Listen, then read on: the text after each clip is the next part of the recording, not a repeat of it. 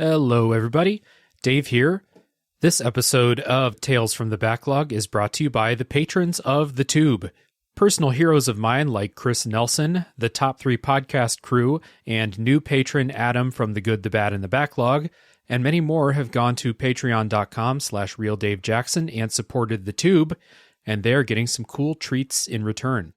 You can be like them and head to patreon.com/RealDaveJackson and be my hero too. All right, let's start the show.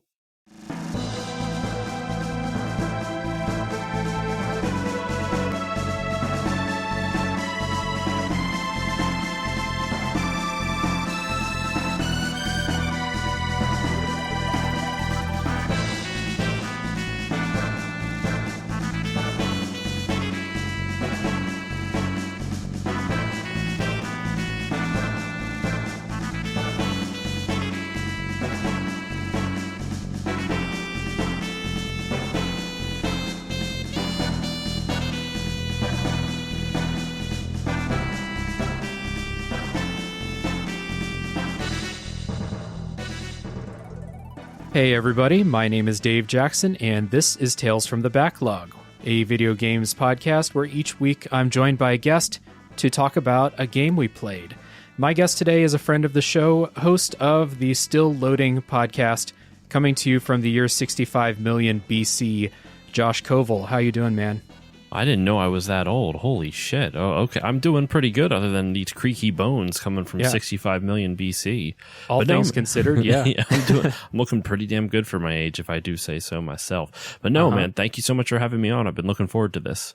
Yeah, we've been talking about getting you on the show for a long time, and I'm glad it's finally happening. So thanks for joining me today. And today we're going to be talking about Chrono Trigger, which is a JRPG developed and published by Square for the Super Nintendo in 1995. Elevator pitch for Chrono Trigger, if you're not sure what it is a time-traveling JRPG classic, and this is like the dream team from Square. Everybody who is a big name at the company back then worked on this game. So Sakaguchi, the creator of Final Fantasy, this is his story. Yuji Horii, the creator of Dragon Quest, worked on this too. Akira Toriyama, the character designer from Dragon Quest and author of Dragon Ball.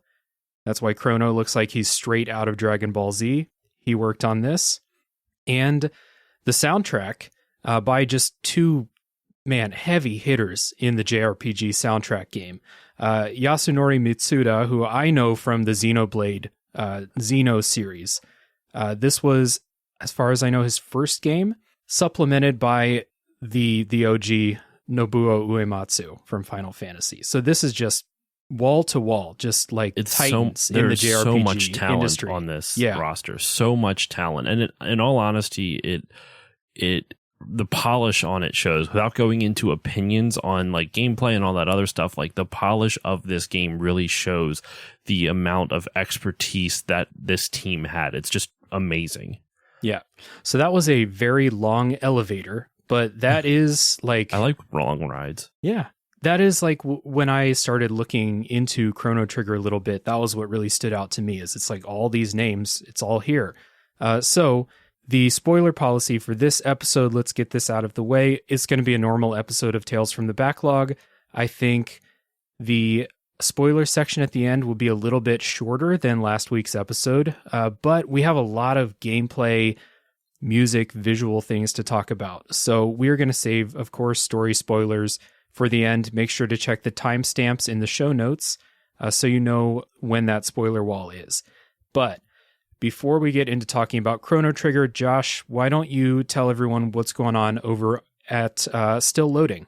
Hey, yeah, so Still Loading is my podcast. It is a video game podcast that I kind of describe as a grab bag of video game and video game topics.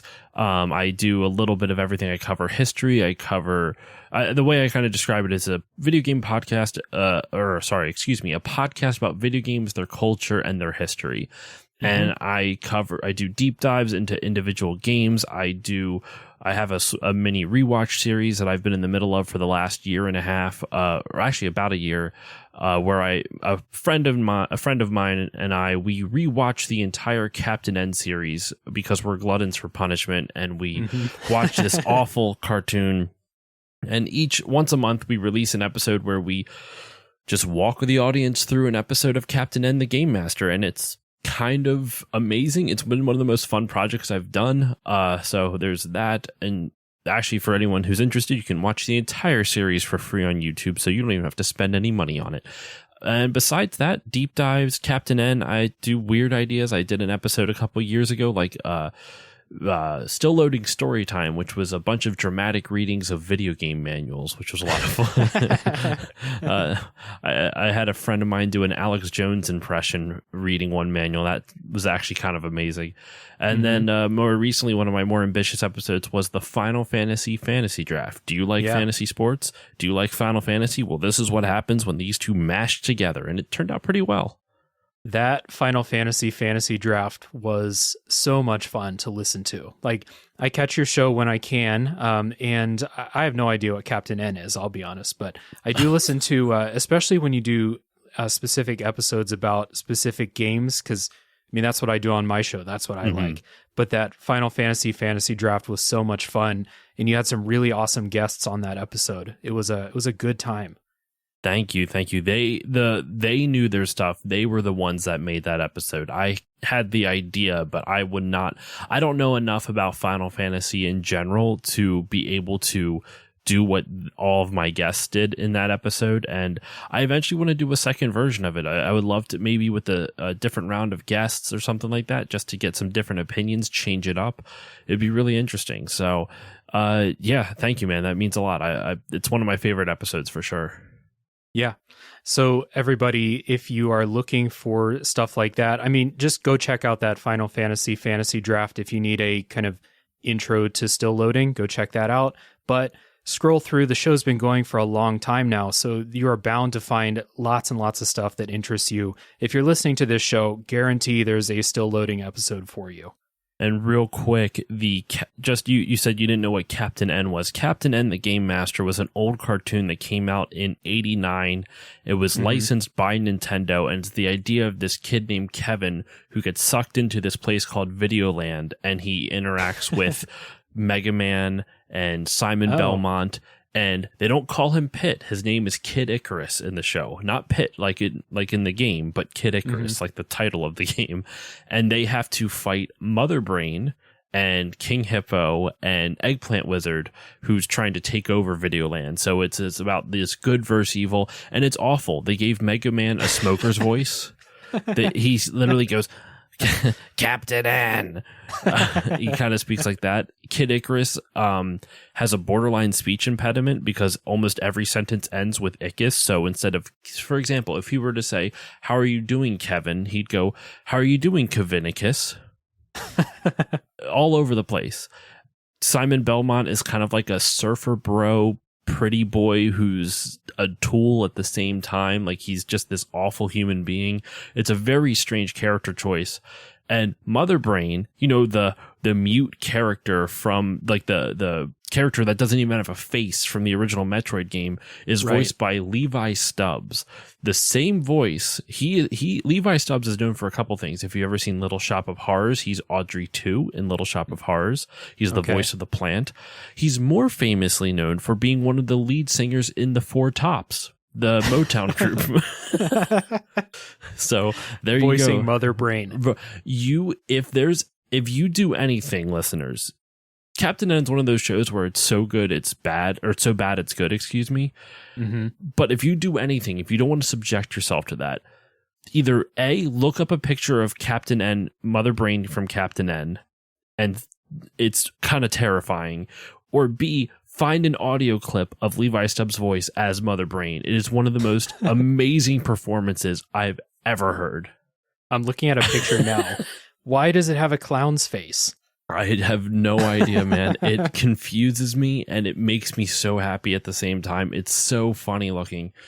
I just love the idea. And she just lives in a jar, and it's Oh my God. I could talk about, I mean, I was literally just messaging my co-host for that mini series. His name's Dexter Morrill. He's a graphic artist, and he was posting about it, like, here, check out all the episodes. He was literally posting about it right before we started recording. And he mentioned in a comment, he's like, I can't believe we've recorded 14 hours of audio about Captain N the Game Master. Mind you, these episodes are only 20 minutes long. If we've done now we've recorded 15 episodes. One hasn't been released yet, and all of them are at least an hour, 45 minutes to an hour. Yeah. Most of them are an hour to an hour and 10. I think 2 are underneath. It's going to be one of those things where your product is way longer and way longer than the source material. Yeah. There is so much to break down in that series. Dave, if you get a chance, if you ever watch an episode and you find it amusing enough, we would love to have you on for an episode.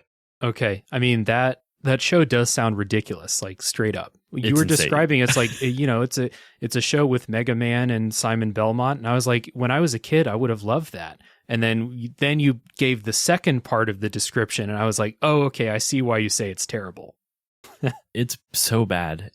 So today we're going to be talking about something that is pretty good. A little tease for how I feel about the game. We're talking about Chrono Trigger today. So we start every episode by giving our kind of histories with Chrono Trigger. When's the first time you played it? What made you want to play it? And then for me, usually it's what made me want to, play it right now, because all these games I'm kind of going through and playing before recording, of course. So, Josh, guest always goes first. When was the first time you played Chrono Trigger, and what appealed to you? So, I first played Chrono Trigger. I first heard of Chrono Trigger a long while ago.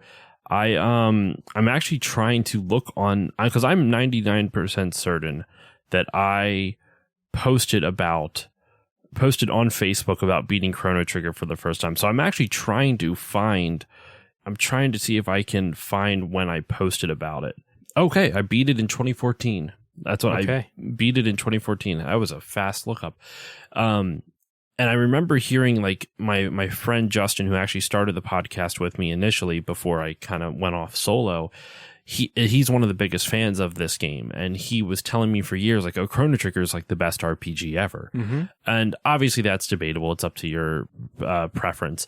But it was his favorite RPG. And so for years, I had heard about this amazing JRPG, and I've always wanted to try it. Then I started getting into collecting, and of course, then I realized that the game was not cheap. Even back then, now it's still, I forget what it's worth, like a loose copy of the game is worth now. I'll look it up while we're talking, but it still is not cheap. So for years, I didn't play because I kind of wanted to play the original. Like, I wanted to play it on the original hardware, not on an emulator or even on the DS. And now the DS version is kind of expensive too, which is stupid to think about. So I actually I ended up finally buying a copy, obviously back around in 2014. I think around for $100. I paid for just a loose copy of it. I think it was maybe slightly below 100. Mm-hmm. But right now a loose cart goes for, I just had it and it just updated. Hold on. It was like it's $200 right now. Yeah. Approximately. It could be a little bit less. Or a little bit more. It really just depends on who's selling it. And even if you want a complete in-box version of the Chrono Trigger for the DS, it's $115. So every version of this game in physical form is stupid expensive. Thankfully, they have released it on a number of different platforms now.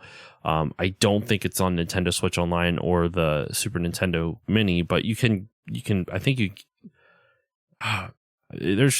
can get it in other places, but I digress. So that was how I first heard of the game. And then when I finally played through it, I just remember being hooked on it. When I finally played through it almost 10 years ago now, it was just, I was completely hooked on it, and then played all the way through it. And then didn't really think about it. It was always just one of those games where I remembered the feeling that it gave me. I really enjoyed my experience with it. So I would always, when people talk about Chrono Trigger, I go, oh yeah, it's a great game. And I played about like 3 or 4 hours as kind of like a refresher for this episode. And I'm not going to lie, it's still fun to me. Yeah, so I had a friend just like you just described, Aaron Engel, who's been on this show many times, one of my hosts on a Top 3 podcast. We grew up together talking about video games all the time, and he, same thing, just always like, man, you got to play Chrono Trigger. This game is incredible. And I didn't have a Super Nintendo when I was a kid. I had a DS, but for some reason just did not know that the DS version existed. And so for my whole life, then, like you said, the physical cartridges start to get super expensive. And so I just kind of was like, well, people tell me it's good. Maybe I'll emulate it sometime because I'm not gonna be able to buy one. So it was just always this game that was like, I'll play that someday, maybe. And they have an iOS version of Chrono Trigger. That was the first version I played. Oh, okay. Yeah. Back in 2020, I think was the first time I played it. But I played it on my phone, which is key because I cannot focus on games on my phone. There's too much shit happening all the time. Neither can I. I feel you on that. Yeah. It's the worst. So like a JRPG is, when you think about it, is like your phone is the worst place to play a story-driven JRPG. Yeah. So I couldn't connect with it. And I came out of the experience. I got about maybe 18 to 20 hours into the game, which is most of the way through the game. And I just came out of it like, I don't see what everyone sees in this. Like nothing is hooking me, yada, yada, yada. And then you and I started talking about like what game to play to have you on an episode of the show. We talked about Chrono Trigger, and I have my 3DS, which has all the emulators on it. So I emulated the DS version, and getting into some opening thoughts, like, oh my God, what a difference it makes to play a JRPG not on your phone. This game is so much better than my first experience. That makes me so happy to hear, because I remember one of the things that we were talking about before recording this. You mentioned, you mentioned that you weren't much of a fan of it, and then you also mentioned you played on your phone. And I think I remember me saying like, well, it might be a better experience, but I genuinely didn't know. Like I didn't know if it would make that much of a difference, but like I guess it really does. It like playing a game the way it was intended to. Now, they did tweak the DS version slightly. They added a new ending because without going into any spoilers on the story itself, one of the mechanics of the game is multiple endings. It gives you a way to end the game in a lot of different ways. And in the original version, there's like 12-ish. Now that I'm looking at the wiki, there's a lot of different ways that you can end the game. And I only did it the one way the first time I played. But they do give you in the DS version, they gave you an extra ending. It's called Dreams Epilogue, and it only appears on the DS, iOS, and Android versions. Oh, and Windows. It appears on all those. This replay on the DS was, night and day compared to playing it on the phone. And so now my kind of like general thought about Chrono Trigger is that this game is really good. It's not in my top 3 to 5 JRPGs. I think this game's really good. And the reason I think it's really good, which is it's going to be like the first, discussion point when we get a little bit further, is that I just love how focused this game is, because JRPGs are so fucking long. And this is not. This is a 20 to 25 hour game. It's so refreshing for an RPG to be a manageable amount of time. Especially for people like us who are playing games and making content about it. Like, I never play games anymore. I play, if I'm lucky, I get to play 20 to 30 minutes of a game. And I will be very honest about it on my episodes that I have not played it all the way through. And that's one of the, you always have, like, that's why one of the reasons I never really give ratings, because I feel like to give a rating, you should at least have like a decent amount of playthrough of a game. I'm not saying you have to beat it, because, if you hate a game after 10 hours in, 30 hours in isn't going to change your opinion on it. You know what I mean? Most of the time, yeah. Most of the time, yeah. I guess it depends on the game, but I just never have time anymore. Yeah, so that's just like my main takeaway from Chrono Trigger, is that this game is so focused. It is compact. It doesn't feel like it's too short. It feels right. And I'll get into that in a little bit. What about you, man? What's some general kind of opening thoughts about Chrono Trigger before we dive into it? what sold me on this game was how different the battle mechanics were compared to other JRPGs that came out at the time. Mm-hmm. And I say this as someone who doesn't proclaim to be an expert on RPGs or JRPGs, but just from my observations of the other games that came out around this time. Final Fantasy VI came out a couple years prior to this. Breath of Fire was coming out around this time, the original Breath of Fire games. And a lot of times the battle systems were still based on random encounters. A lot of times the battle systems really, you can just to use a WoW term, you can just tank and spank most of the enemies in JRPGs, like Final Fantasy VI, Final Fantasy VII, and I love that. I love not having to think all that much. Final Fantasy X was actually the first one of me playing through JRPGs where I actually had to use like different like buffs and debuff spells in order to survive an encounter. Specifically the Seymour boss on that gave me a lot of issues, but that's obviously a different game. And what sticks out to me with Chrono Trigger is that it doesn't have random encounters, which is really, it's done bizarrely well for such an old game. There is a drawback to it, which we'll get to the way they do their kind of battle encounters, but I like that. And then I also like that they gave a way through the game mechanics to make it feel like these characters actually have camaraderie. A lot of times in JRPGs, or just in games in general, when you have a group, when you have your party, they all fight together, and that's the thing building camaraderie. But in this one, they literally have abilities that are borderline a necessity in order to beat certain bosses. And I'm not going to say it is a necessity. Like, if you're good enough, you can do it. But like, it highly encourages the player to use the dual abilities. Well, they're called dual techs, and we'll get into all the tech mechanics in a bit, I guess.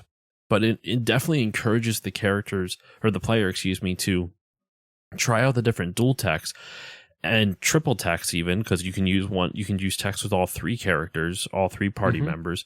And it encourages you to mix and match all those party members. And I think I remember seeing in your outline, something that I didn't know, is that the levels of the characters are all automatic level. They all gain experience at the same rate, whether they're in the party or not. The only thing they don't get is the tech points, which get you those new tech abilities. And that's really cool, because one of the biggest, hindrances in some other RPGs is that when you don't have a party member in your party, they don't gain levels. So it kind of, like, if you go through a long section of the game with a certain party, it almost discourages you from trying out the other characters because they're all so underleveled. Since this all keeps it on the same level, the same playing field, it keeps the playing field level. It encourages the player to try out all the different characters, which in turn gives them all this new tech and these new abilities that you can try out. And like the tech trees in this, with all the individual dual techs and triple techs, it's huge. There's so many of them. Yeah. So let's take a music break, and we'll just continue right on this conversation here, talking about just this main thing that I think makes it stand out.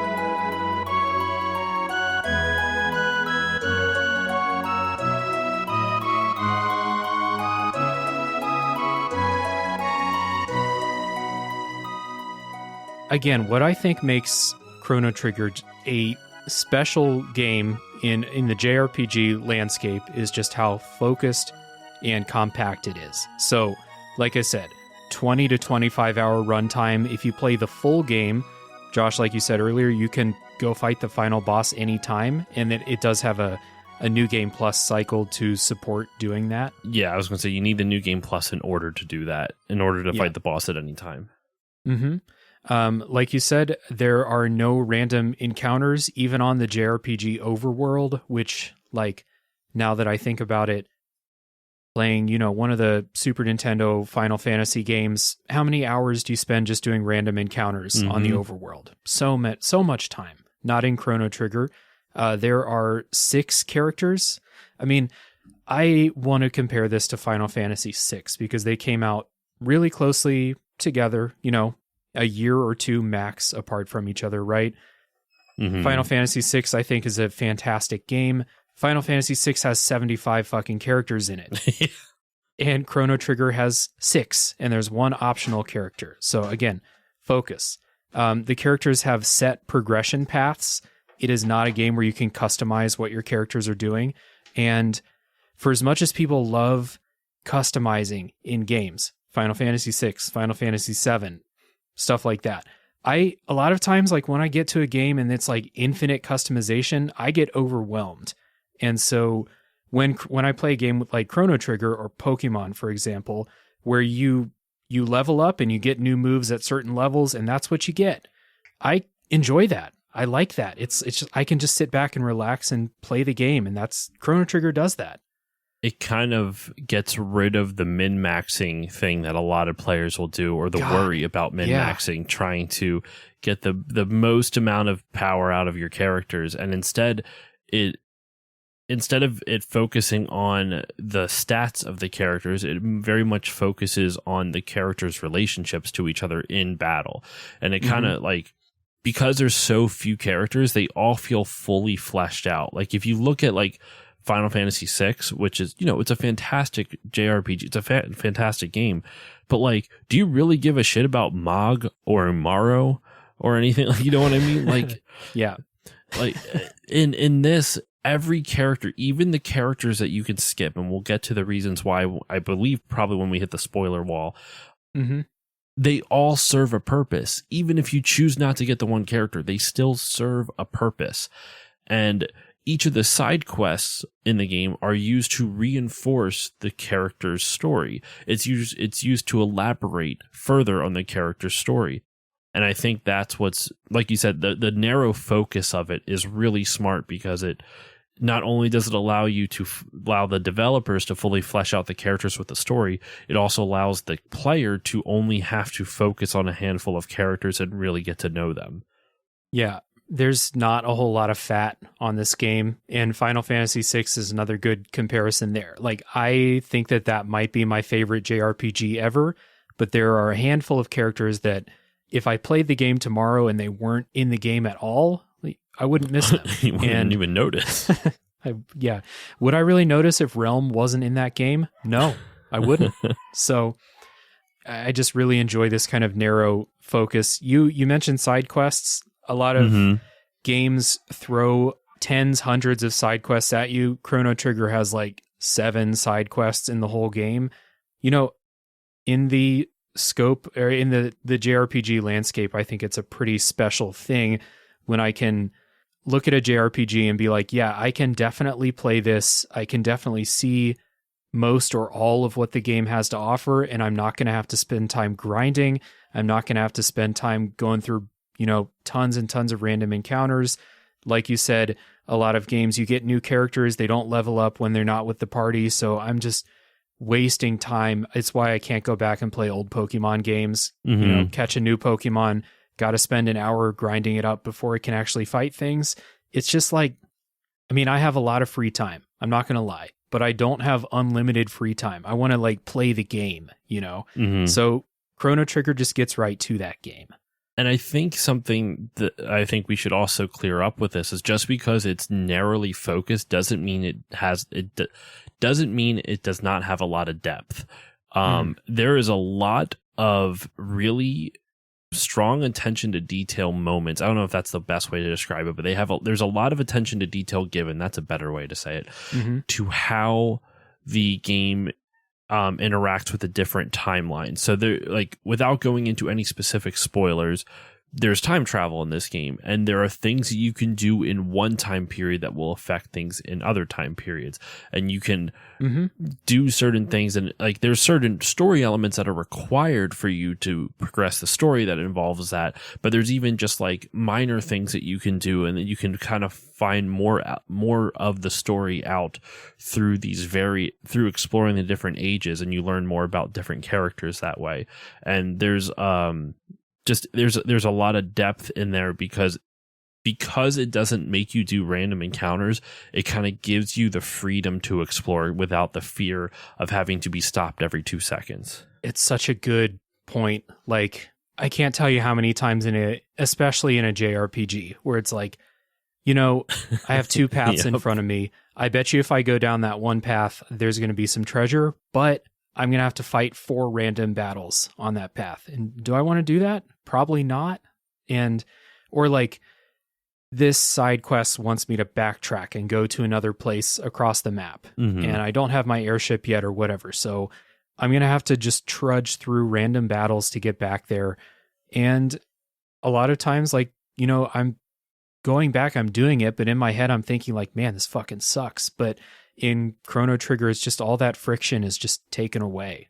You could even make the argument, like, how often did you lose out on part of the game, of the experience that the game offers, because you would see something off in the distance and be like, there's going to be too many battles to get over there. I don't feel like dealing with that. And it doesn't seem interesting enough for me to warrant that amount of effort just to get over to this area. It reminds me. So the first time I played through Final Fantasy VIII, I actually played through it with a strategy guide, and I actually think that it made that experience a lot more enjoyable for me. No shade against Final Fantasy VIII; it's actually one of my favorites. But I genuinely wonder if I would have legit. I'm more nostalgic over Final 8 than Final 7 or Final 9. Like, I enjoyed playing Final 8 more than those others. But I honestly wonder if I would have if I didn't have the strategy guide to help me cut through all the bullshit that game has. Now, to bring it back to the random encounters and back to Chrono Trigger, in Final Fantasy VIII, there is a moment, there's a like this deep sea research laboratory where there is, I think it's where you get Bahamut. I think it's where you get the Bahamut summon. And it has a heightened encounter rate in the room with Bahamut in it.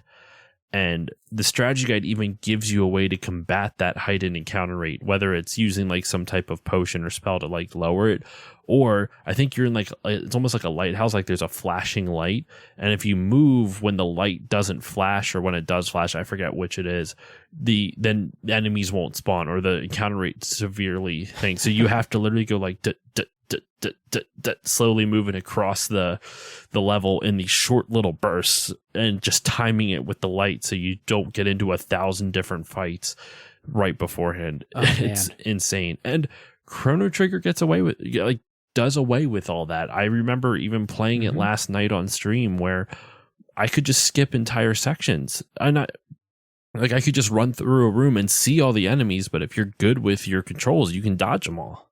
Yeah, the enemies are shown on the screen and you can dodge them.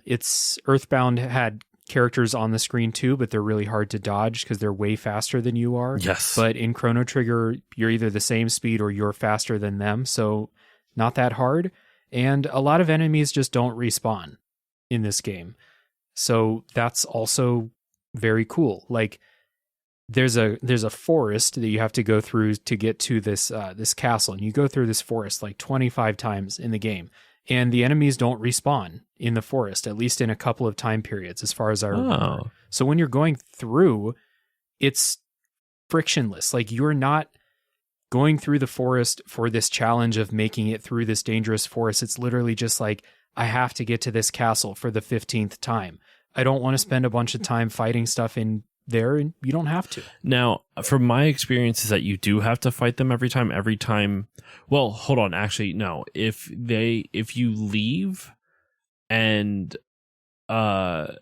if you leave, a lot of times if you go 2 screens away, like 2 loading screens away, whatever that may be, that's when the enemies respawn. But even so, with that forest, I feel like when I was playing it last night, they respawned as soon as I left. But even so, if you play through that forest enough, you memorize where the enemies spawn and how they spawn, and you can run around them. And it's not hard. Like, I did it by accident a few times, just by hugging the corner of a wall. So like, they don't make it completely impossible for you to figure out the patterns of the enemy spawning and you being able to dodge them. Now, the issue with this, one of the issues with this, which I don't hate, but I consider it a flaw, even though it doesn't bother me, if that makes sense, is that when you do start an encounter with an enemy, the positioning of your characters and the enemies is actually important to the battle, because if the enemies aren't grouped together, you can't do AoE attacks. And that's frustrating because you have no agency over your character or ways to move the enemies to where you want them to be. There is some minor stuff. There are some enemies that can punch your character across the screen, which honestly a lot of times kind of helps, because then they can't do AoE stuff on you. So it's not necessarily like the most fair. Like, that's why I say it's kind of a flaw, because if you're going to make positioning important, where the positions of your characters, the positions of the enemies, but you give the player no agency in the ability to manipulate those positions, it's kind of weird. Yeah. But at the same time, even though they don't do that, they don't make it necessity that you have to be able to have good positioning to win. In fact, positioning almost always doesn't matter. It's more of like, this is nice when it happens. It's almost like a little treat, like, oh, these enemies are bunched up, I can do an AoE attack and get this fight over quicker. So we can just talk about the combat now, since we're on the topic. I agree with you. I don't love the combat in this game. It's fine. It's not bad, and it's not boring, because for a lot of enemies, you don't need to use your best stuff, but like I feel like tapping A and getting through it is only possible, or only like economical, I guess would be a better word, for like the lowest of low stuff. Like, for a lot of stuff, you should use your spells, and you figure out enemies have weaknesses, and I'm going to use the stuff that they're weak to. Some enemies, like, if you shock them, they'll get paralyzed and they won't be able to attack. Stuff like that keeps you engaged more than, a lot of older JRPGs, when you could just like tap A through the entire thing. Like I was saying, I just tank and spank every enemy in Final Fantasy 6 and 7. Yeah, tank and spank. I forgot the terminology there. Yeah. But I do agree, because I do agree with the positioning thing. I don't love it that positioning matters, but you can't do anything about it. I think to kind of reference something you just said, how it kind of keeps you more engaged, I very much agree with that, because I was thinking about this in a combination of with the active time battle that you can choose. You can either do a wait battle system or an active time battle system. You can, by doing that active time battle, it kind of makes you have to prioritize, like, all right, this enemy just attacked, which means the other enemy is going to attack sooner than the one that just did. So maybe I should prioritize that one. And then you can also be like, well, can I hit it with an AoE and knock out both of them at the same time? It kind of forces you to make plans a little bit faster on the fly. And I kind of like that. Now, maybe if you played on the wait battle system and you don't have that active time element, then that kind of urgency goes away. But at least with the ATB version of it, I really enjoyed that. And it made, what was it? The one boss that I beat in the year 3000 in the future, and without going in any spoilers onto what it was or anything like that, it was one of those ones where it has like 2 little robots off to the side, and that's how it primarily attacks. So if you can take out those robots, then it has to spend a couple turns charging up to bring those robots back. So you want to focus in on those robots. So you're trying to figure out like timing with everything. So when when you see the main enemy robot like reach almost done recharging and the two small ones are about to come back, I would always hold up. I would wait until my ATB for all three characters are full, and then I would just unleash on the one to hopefully kill it within one cycle, as opposed to having to wait for everyone's turns to go on. Yeah.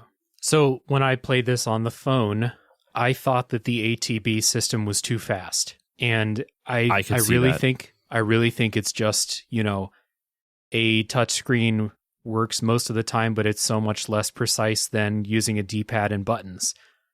And so, again, like, I did not like the ATB system when I played on my phone, and when I played on the DS, I played on the ATB system, and I liked it way more than the wait system. Because I think the wait system makes it easier, but it does take away a lot of the kind of engagement, like that hurry up, what's my next move type thing. That's what, if you like ATB, I feel like that's what you like about it. It's that, like, my bar is filling. I have to be ready to take my move, know exactly what I want to do when that bar fills up. Mm-hmm. If I don't, I'm wasting time. And then the enemy can then attack me. Right. Yeah. So I liked that ATB system when I played on the DS. And you mentioned those kind of buddy up attacks. They call them dual and triple techs. So as your characters fight in battles together, like they get experience together in the same battle, they will get these moves where they team up.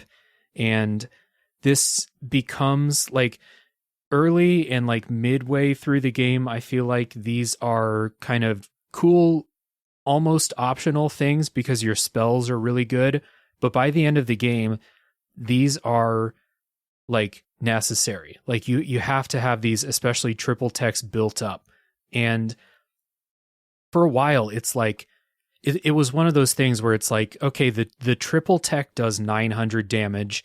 My 3 individual attacks do 300 damage each. So why would I not do my 3 attacks? Mm-hmm. Why would I save up for it? But by the end, the triple techs get so good that you almost have to. And I'm glad you brought up earlier how it's like a mechanical kind of expression of the characters growing together throughout the story. It feels like that. It's almost a storytelling mechanic. It is basically a mechanic to tell more of the story, but it's using gameplay to tell more about the characters, essentially. Mm-hmm. Yeah. And later on, when bosses get pretty difficult, like, I don't think that this game is super hard, but it's also not easy. Like, I looked in a guide for probably the last 5 hours of the game, because bosses like that robot boss you talked about earlier, they all have gimmicks or tricks. Gimmicks sounds like a bad word. They all have tricks. They're all little puzzles, basically. They make you figure out a new strategy for each one. It's kind of, to use another WoW analogy, it's kind of like what raid bosses are. Each raid boss has a different mechanic that the group has to figure out how to do. Like I still think of, what is it? Did you play WoW at all by any chance? No, never. No.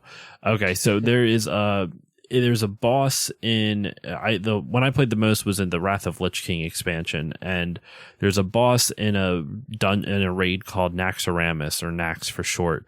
And what it did was it essentially had these little like fart puddles that it would drop out behind it, and you had to stay out of those puddles, but because it constantly keeps dropping the fart things, you would have to if you kept it all in the same spot, those things would keep expanding and it would eventually kill your whole party. Essentially, it would fill the whole room with a fart and it would kill your whole party. Mm-hmm. So the tank would have to guide it around the room slowly, so that way it would disperse it. It was what? Oh my god, I'm fucking blanking on the expression for it. So it's essentially crop dusting around the room, and so that way those little like poison clouds wouldn't fill up the whole room. So he has to go around, and then you, as the rest of the team, have to keep on moving with the tank and kind of keep moving backwards. in Chrono Trigger is a lot simpler version of that. It kind of reminds me of it in the sense where each boss has some type of puzzle and some type of mechanic that forces you to think a little bit differently, but not too differently. It's just enough where you have to try something different, but it's never that far off from something that you're already comfortable with, if that makes sense. Yeah, so the bosses are not as complicated as what you just described, for sure, but it does stop you from just hammering your best attacks all the time. Like, you have to pay attention to what the boss is doing.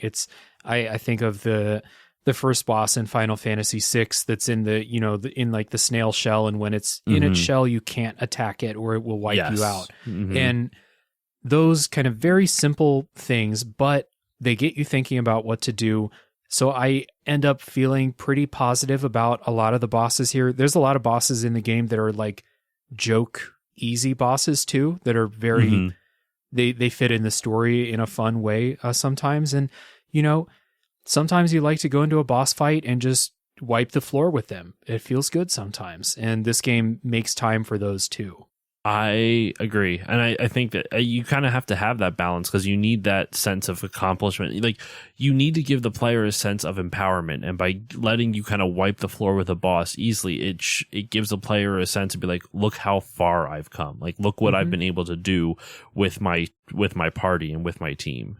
Yep. A lot of people complain about Dark Souls 2 in that way, because Dark Souls 2 has like 75 bosses and a lot of them are extremely easy, and people are like, this sucks, it's so easy. I'm like, man, I'll take an easy boss fight. Like, what's wrong with you? Enjoy it. And, you beat the shit out of it. Enjoy it. Especially, I can't even get past Dark Souls 1. I have opinions on that. You've heard some of my opinions. Yeah. We've talked a little bit about that. Yeah. We've talked pretty extensively. So I kind of come away from this combat system feeling like it's fine. It's interesting at times. The boss fights are generally pretty fun and get you thinking a little bit. I don't know. I'm not a huge fan of the ATB system in general. I get a little bit stressed out. I like to really plan out my moves. So like my favorite turn-based combat systems are almost never ATB systems. They're like traditional turn-based, like Final Fantasy X, Darkest Dungeon, stuff like that. But as far as the ATB stuff goes in Chrono Trigger, it's just fine. I was never like, I was never bored by it. And in JRPG combat, that's a real danger sometimes. Yeah, it definitely is, because with how grindy JRPGs can be, it's very important to get combat to be fun and satisfying. And that can be difficult for something that, for all intents and purposes, is just menus. You're just scrolling through menus and you get a little visual gimmick from it. I think what really made this game like truly impressive to me was the text. Like, I'm looking at the list of all the different texts and it's just incredible. Like, most of the characters have at least 7 to 8 different texts. So those are individual special moves that cost MP. That also could be spells. It could be we'll just go with Chronos, for example. His base one is called Cyclone, which is like a AoE type of thing. Then you have Wind Slash, which hits all enemies with within a line. It does a wave, like a line wave straight across the screen. So once again, positioning is kind of important. I found that one kind of meh because it didn't cost all that much, but it was the likelihood of hitting multiple enemies was a lot lower because you can't really manipulate positioning all that well. You have Cleave, you have Lightning 1 and 2, you have Raise, which is essentially just bringing someone back to life. It's like a Phoenix Down, whatever. Frenzy, which confuses the enemies or has a chance to confuse the enemies, and then Luminaire, which attacks all enemies with Holy Light. So that's just with Chrono, and each character out of the 7 characters, 6 outside of Chrono, have at least that many or about that many. And then you start combining them. So for example, Chrono and Luca have, one of my favorite ones is the Fire Whirl, where it takes Luca's fire and Chrono's cyclone and does an AoE fire attack. But you can do that with other things. You can do that with a healing spell. Chrono and Marley, or Marl, how do you pronounce the name? I pronounce it Marl, but this is the classic JRPG thing where there's no voice acting, so everyone's just kind of guessing. Meryl. Yeah. But she has healing spells, and you can turn the AoE sword attack and with the healing spell, and it heals your allies, which is kind of weird because you're smacking your friends with a sword in order to heal them. It's a little strange, but you get the idea. And so there's like elemental swords and whatnot, but then there's also like if you don't do elemental attacks, Chrono and the character Frog can do a cross slash across called the X strike, and it's like this super powerful like striking attack. There's just so many different things, and it's not just Chrono that can do these attacks. Like there is for example, the Antipode Bomb, Marl and Luca combine together with an Ice and Fire Bomb that hits all the enemies within a certain range with ice and fire, or shadow damage, as it says on the wiki here.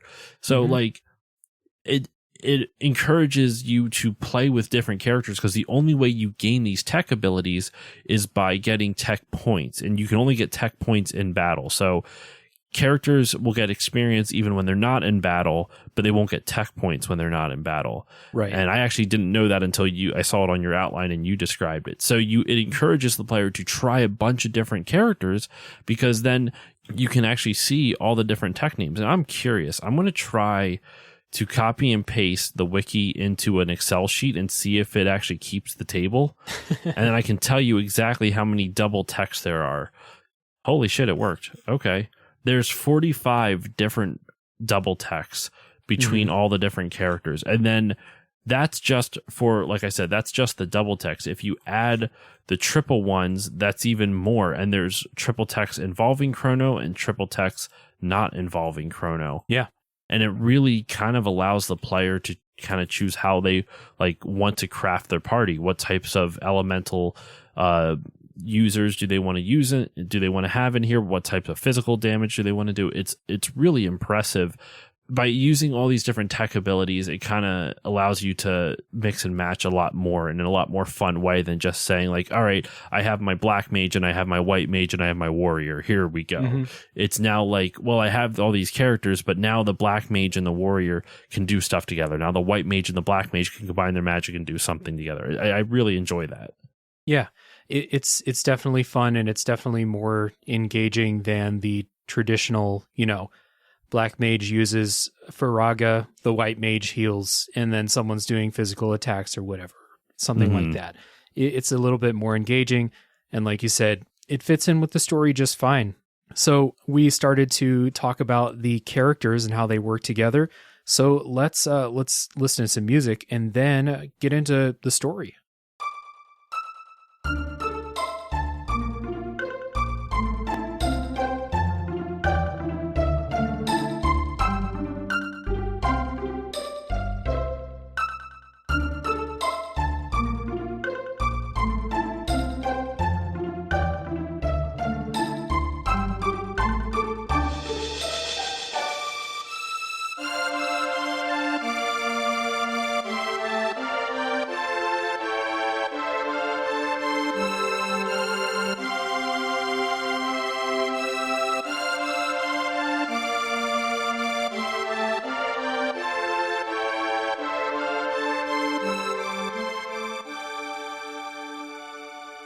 So in Chrono Trigger, this game takes place in a world that seems kind of Earth-like.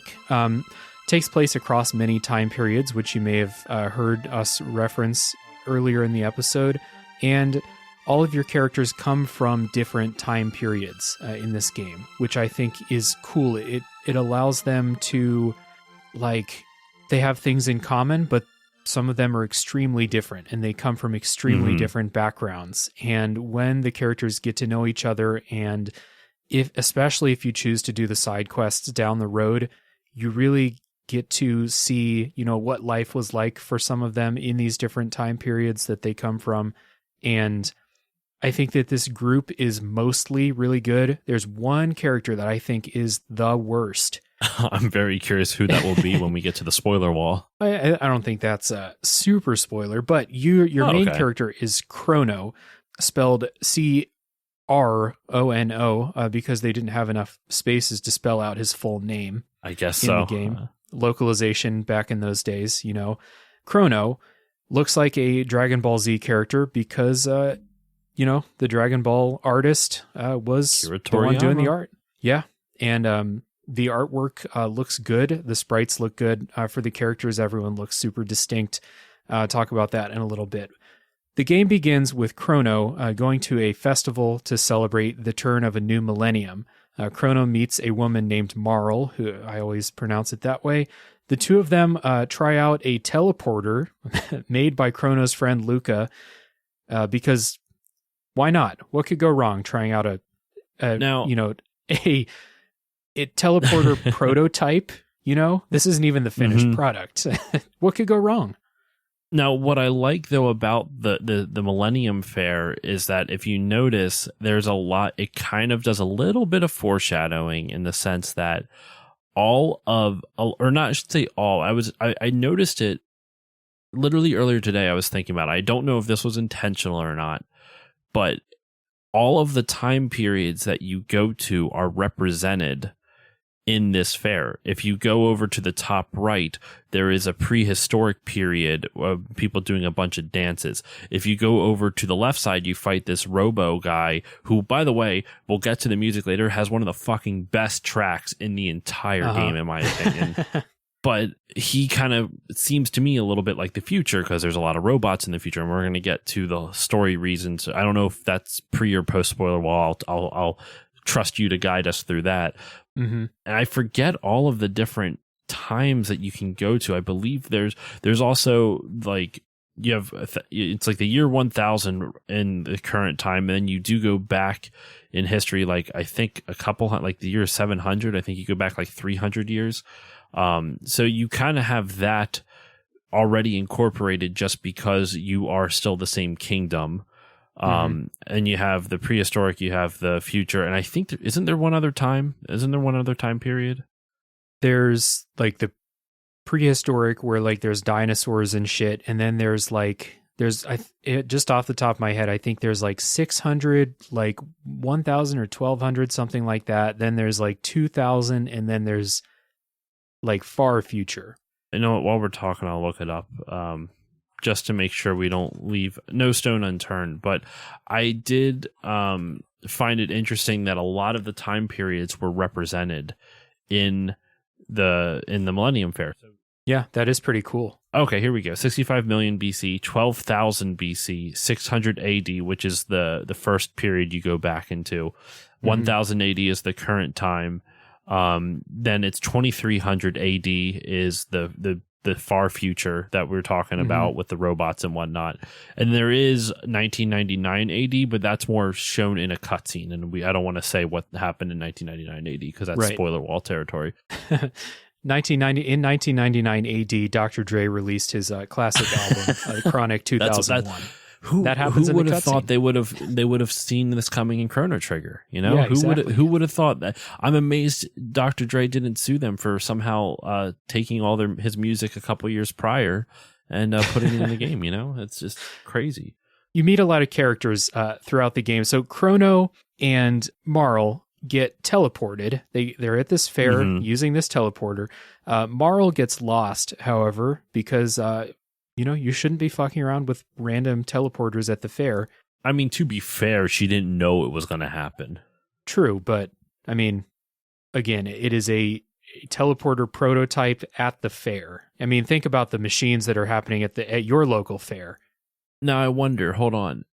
When you played, did Chrono test it out beforehand? Yes, I believe so. Chrono, because Marl has an amulet on, and that causes her to get transported in time.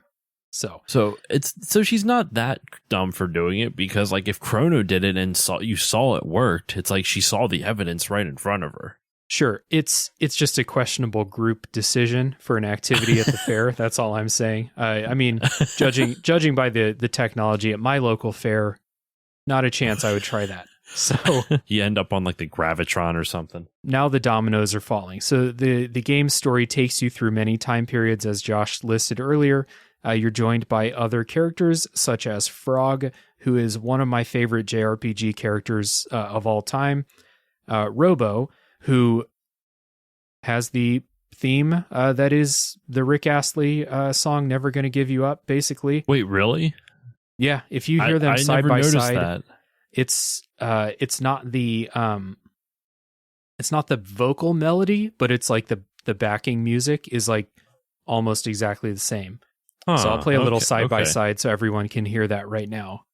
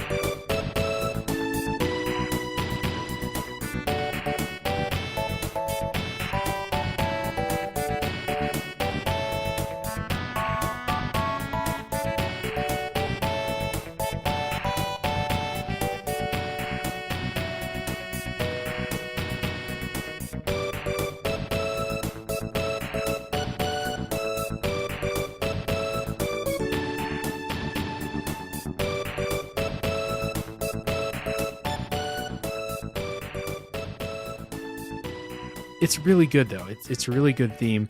And the other character of note is Ayla, who is a tribal warrior from the past, and she's the worst. I am sick of caveman, cavewoman characters who don't, they have that me no English speak good grammar.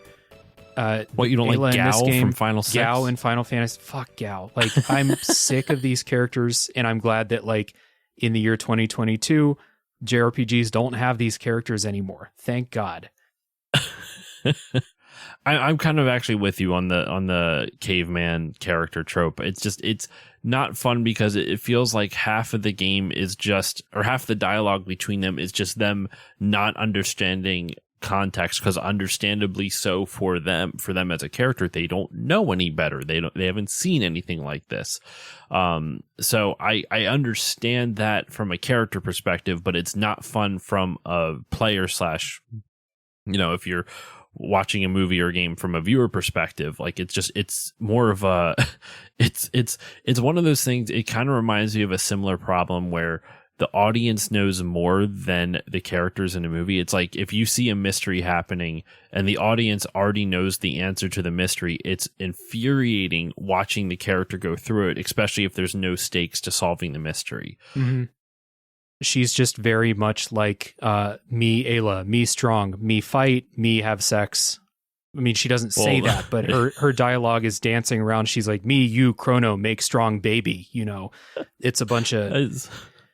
I hate it. Anyway, we're on this quest through time. I don't want to say really anything else about the story, but how do you feel about like the story of Chrono Trigger? Is it an enjoyable ride? Did you enjoy the characters, together and stuff like that? I did enjoy the story overall. It's been a minute since so I emotionally, from what I remember of my emotions about the story, I remember really enjoying it. And replaying what I was able to replay, I really enjoyed replaying. Like the story kind of drives a little bit. It takes about 2 hours or so to really get its teeth into you, to really like get its hooks on you. But once it does, it really takes off, and it really hooks you into this world, and you want to see what happens to these characters. So I think the story is told really, really well. And I like that it's like the slow burn that almost every JRPG starts with isn't that long of a slow burn. It doesn't take that long for the story to really kick into high gear. And I really like that. Yeah. Just like a couple hours into the game, maybe like an hour and a half, like people's lives are starting to be in danger, and you should be really into it by then. You've got a good introduction for your first three characters, Chrono, Marl, and Luca. And then, you start getting introduced to Frog and Robo, and like I think those characters are really likable, and so it pulls you through. And I think that some of the stuff in the different time periods that how you see what's going on in the different time periods, I think some of that stuff is like genuinely like really, really good. I don't think that this story as a whole is like one of the best stories told in video games. I think it's all right, but I enjoy bits and pieces of it a lot. And I like what the final villain is. It's not really like, I think I don't know what's a spoiler. This game's like almost 30 years old, but like, well, I think saying what the final villain is kind of a spoiler, sort of. But I think what you can say is that the final villain, and because we've already kind of alluded to it anyway, I think what you can say in the final villain isn't what you think it is. Like it's one of those ones that kind of does a bit of a double fake. And I'm not going to say, and I think the spoiler wall would be explaining what that double fake is. So we can just leave it at that. What I will say about the story is I think there is a moment in the game where it's after we find out who the real villain is. Mm-hmm. There's a moment in the game that I think the story takes a turn for the worse. I think the story is honestly super solid, like really, really, really good. Yeah. And really emotionally connecting up to a certain point. And then in order to, I'm trying to say without spoiling anything, in order to continue on from there, it gets a little bit weaker, but in a sense, it's kind of in service of the game itself. And I think we have to wait for the spoiler wall to explain why it's in service of the game. It lends, the best way I can describe it is that, here we go. At that certain point where the story takes a turn for the worse, it's kind of in service of the multiple endings that we talked about before. It's kind of, it kind of gives the player the ability at that one specific moment, without saying what that one specific moment is, to choose multiple different endings from there. Now, it's not all of the possible endings from that moment. It's kind of like looking at the timeline of all the different endings.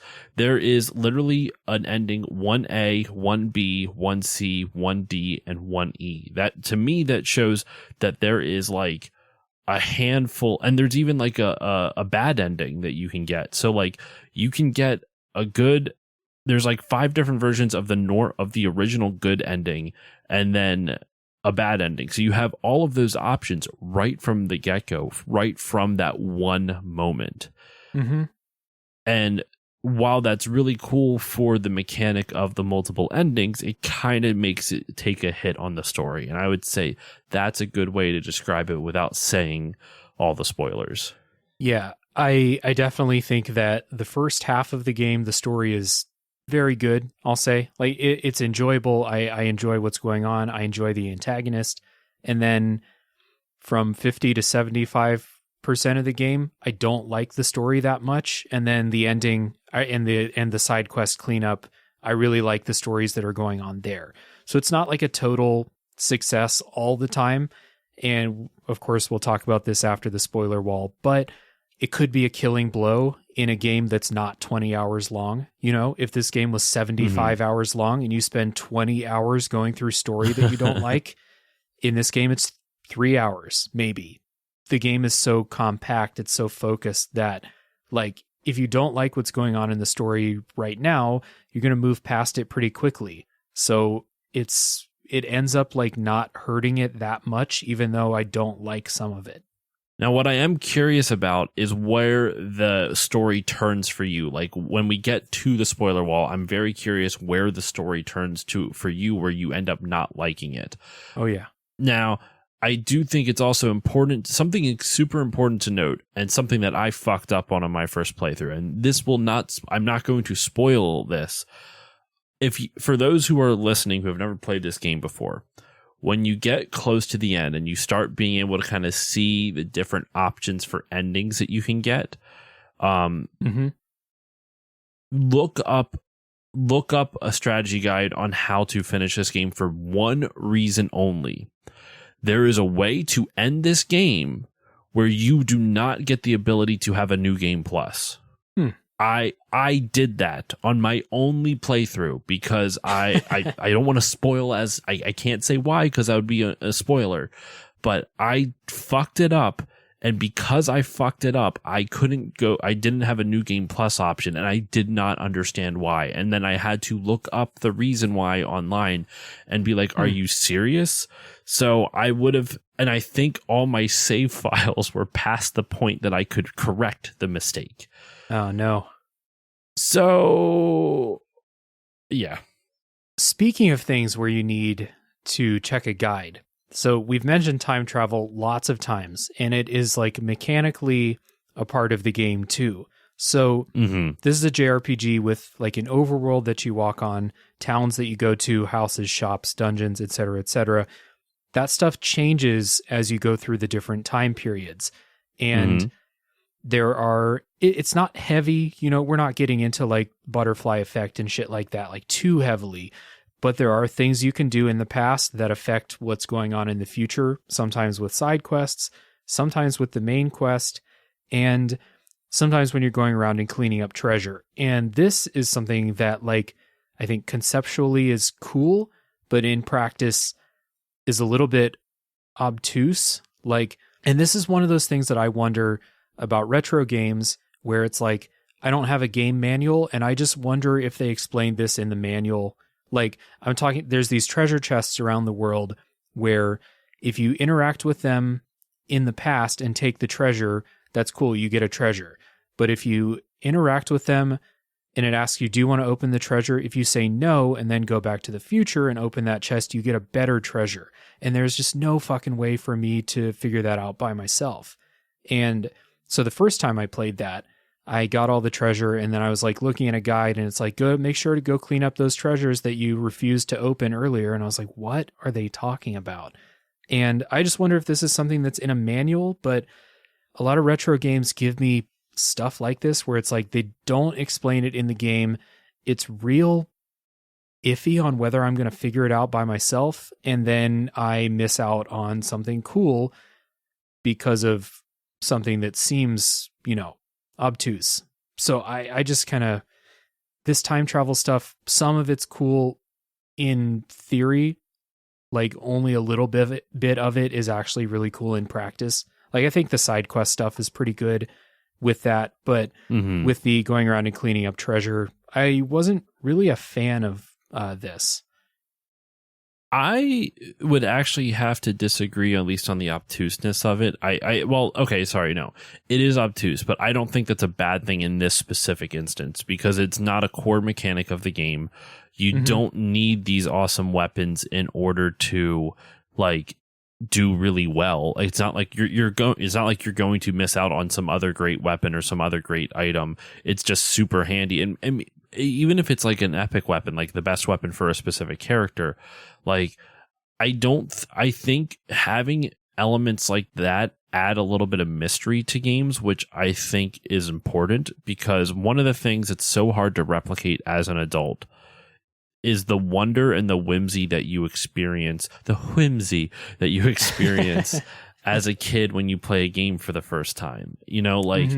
I remember the first time I ever saw Mario on a screen, and I was like, holy shit. Well, I didn't say holy shit as a kid, but holy shit, it's a cartoon that I can control.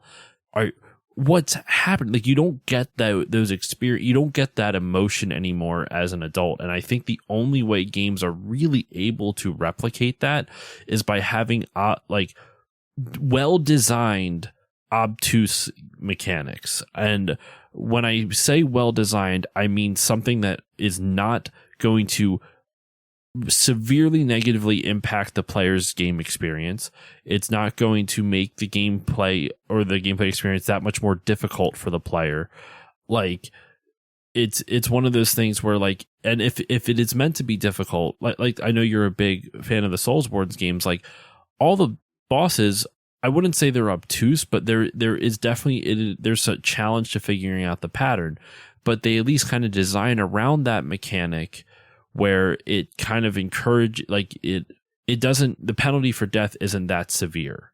You know what I mean? Like, and you're not necessarily going to miss out on anything. And with this, while there is a chance to miss out on some good items, by them doing this mechanic, it very much feels to me like one of those things like you'd be years later and be like, whoa, the game does that? You can do that in this game? If like that sense of discovery is so hard to replicate as an adult when you've played so many games. And I feel like this type of mechanic I like because it lends itself to adding that sense of discovery. Doesn't mean it's going to do it for everybody, mind you. Obviously, you didn't enjoy this, so it didn't really do it for you. But I think that this type of mechanic, as long as it's not obtrusive and it's not something that completely ruins the experience, then I think it's actually good because it adds that extra element of like there's more to this game that you don't know yet, and that's exciting. I do see the value in like mystery and like sharing experiences and stuff like that. It's just not high up on things that I enjoy like on this level. Like I enjoyed going through Elden Ring with the community and sharing the stuff that we found and people being like, whoa, there, that was over there. I had no idea and stuff like that. Like that's that schoolyard feeling, but in this game, it's such a simple thing. And you're right. It's not like a game breaker if you miss out on this, but it was just like a weird, like, why would you not open a treasure chest? Like, it's the only video game in the history of video games where you say no to opening a treasure chest and then come back later. Like, it was just like, I don't know. I feel like I'm spending too much time on something that is a very small, like, thing. But when I was playing this for the first time and I didn't know about this, I was like, that's pretty stupid. Like, I don't like that. There's no signaling that you should ever say no to opening a chest other than the fact that it asks you, Yeah, I was going to say that. Yeah, that would be like what, to kind of like what other chest asks you if you're sure you want to open it. Like that should be like some type of weird red flag. With that said, I don't think you're wrong for having this opinion either. Like I think it is a strange choice. Like as much as I'm defending it because of this, like I'm defending more the idea that you get better items later on, not necessarily defending the way they implemented it, if that makes sense. So I don't think you're completely off base with the idea that it's strange that they did it this way. Cause players are going to miss this. I mean, you missed it. I don't think I even knew about this, to be honest. So I probably missed it the first time I played it. But yeah, we don't have to spend too much more time on it, but it is something, it's an interesting subversion of something that you're used to. That is true. Like in a game that doesn't have a lot of mechanical twists, I guess, like this traveling through time, finding stuff, remembering where stuff was, then going back to it in a later time period and stuff like that. Like all of that is pretty cool in theory. And like I said earlier, it may not have worked for me with the side quest or with the treasure hunting, but with the side quests later on, I actually did really enjoy that. And like, you do something in one time period, then you come back to that place in the future and something has happened. And this is, again, it's not like a butterfly effect to the maximum, but there are parts in the game where it is, it's in there. So I did enjoy that. I do think that the turning point in the story that we were talking about how, it gets to the point where it's really good up into a point and then it kind of goes downhill. I think where the game makes up for it, and you already referenced it, is that instead of focusing on the overall story, like the overarching story, the primary plot of the game, it then allows the players to explore these smaller individual, a little bit more intimate stories of the characters. You get a lot more intimate view into these characters' lives, and that's kind of where its strength is in the second part of the game, is because you get to learn more about these characters. Now, you played this more recently than I did, so I don't remember a lot of these storylines, these side quests. So when we do hit the spoiler wall, if there's any that stick out to you, I'd love to hear some of your favorites on them. For sure. And they go to varying like depths. Like a couple of the characters have long, detailed, like deep side quests and like story arcs. And then there's Ayla, who is a big, strong cave woman, so not much really going on there. But there is some stuff that I like with some of the other characters.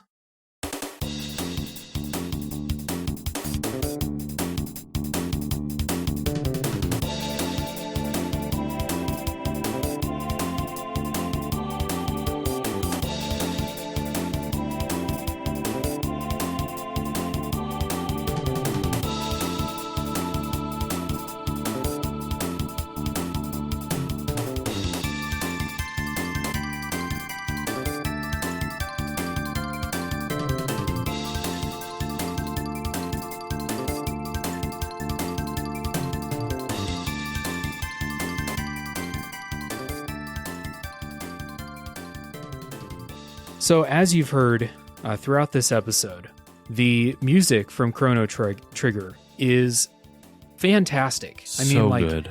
I like to play JRPGs with podcasts. Number one, because there are so many people making great podcasts, I don't have enough time to listen to them. So if I'm playing a game that's not demanding all of my senses, I'll throw on a podcast and listen. I couldn't do that in Chrono Trigger because the music is so goddamn good. Like, I had to listen to it.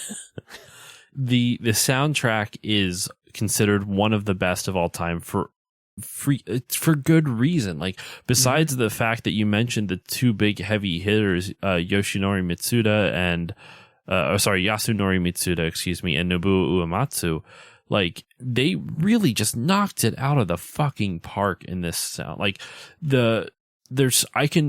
between like the victory theme or Chrono's theme and Frog's theme, and I really love not Robo the character that you get, but the Robo in the Millennium Fair that you can fight for silver points.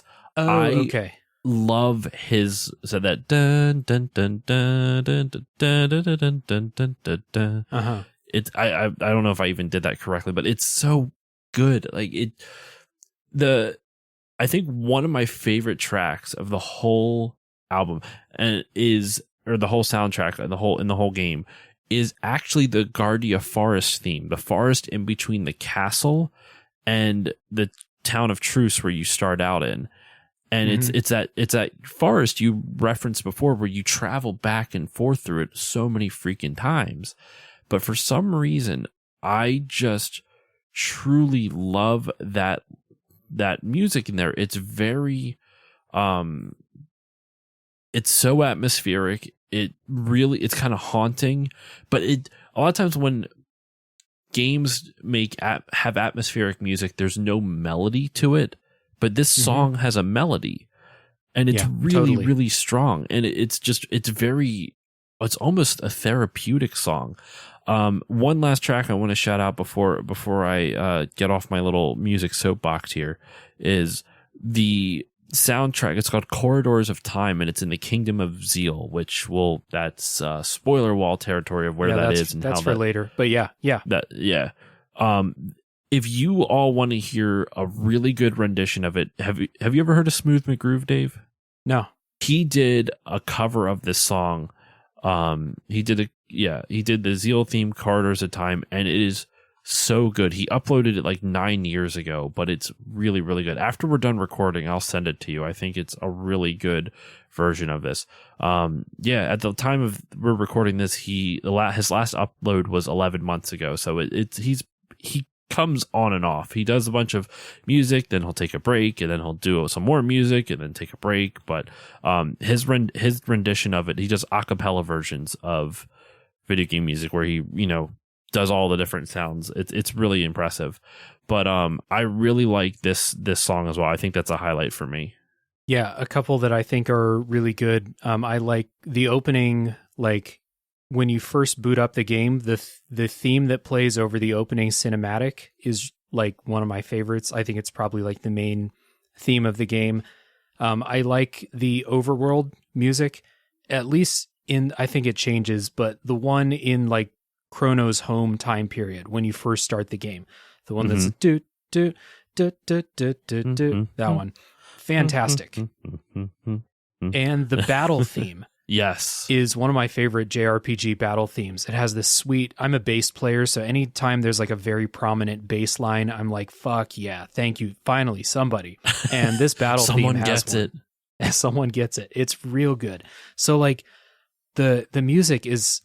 We've shouted out a couple that we think are great, but like wall to wall, the music is really good. And this, I kind of teased a story about Mitsuda earlier, and I was reading about this. I think, people talk about Chrono Trigger. I think this is a kind of well-known story, but in case you don't know, Mitsuda, this was like, I believe the first game he worked on, and he worked so hard, probably, partly his own drive, but also probably drive given by other people too, worked himself so hard that he developed stomach ulcers and had to pass it off to have the soundtrack finished by Uematsu. I heard about that. Yeah. It's crazy. Like there's like anecdotes about him like being in like these, he passing out from just sheer exhaustion and then waking up and be like, I know what the theme is going to be. And then like, composing the theme for the song, like in this like haze, sleeping a couple hours a day, stuff like that.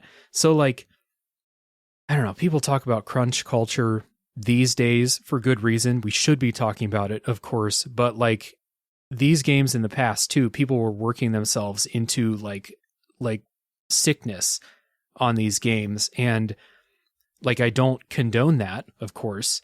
The product in this game though is like, it's fantastic and it stands out. Like I think music is one of the things I like the most about most JRPGs. I think that they just consistently have amazing music, but this Chrono Trigger soundtrack just like rocketed up because it's such a complete package, I think. I think that's one of the reasons, and I know we're not quite at the kind of like the wrap up of like overall opinions, but without going into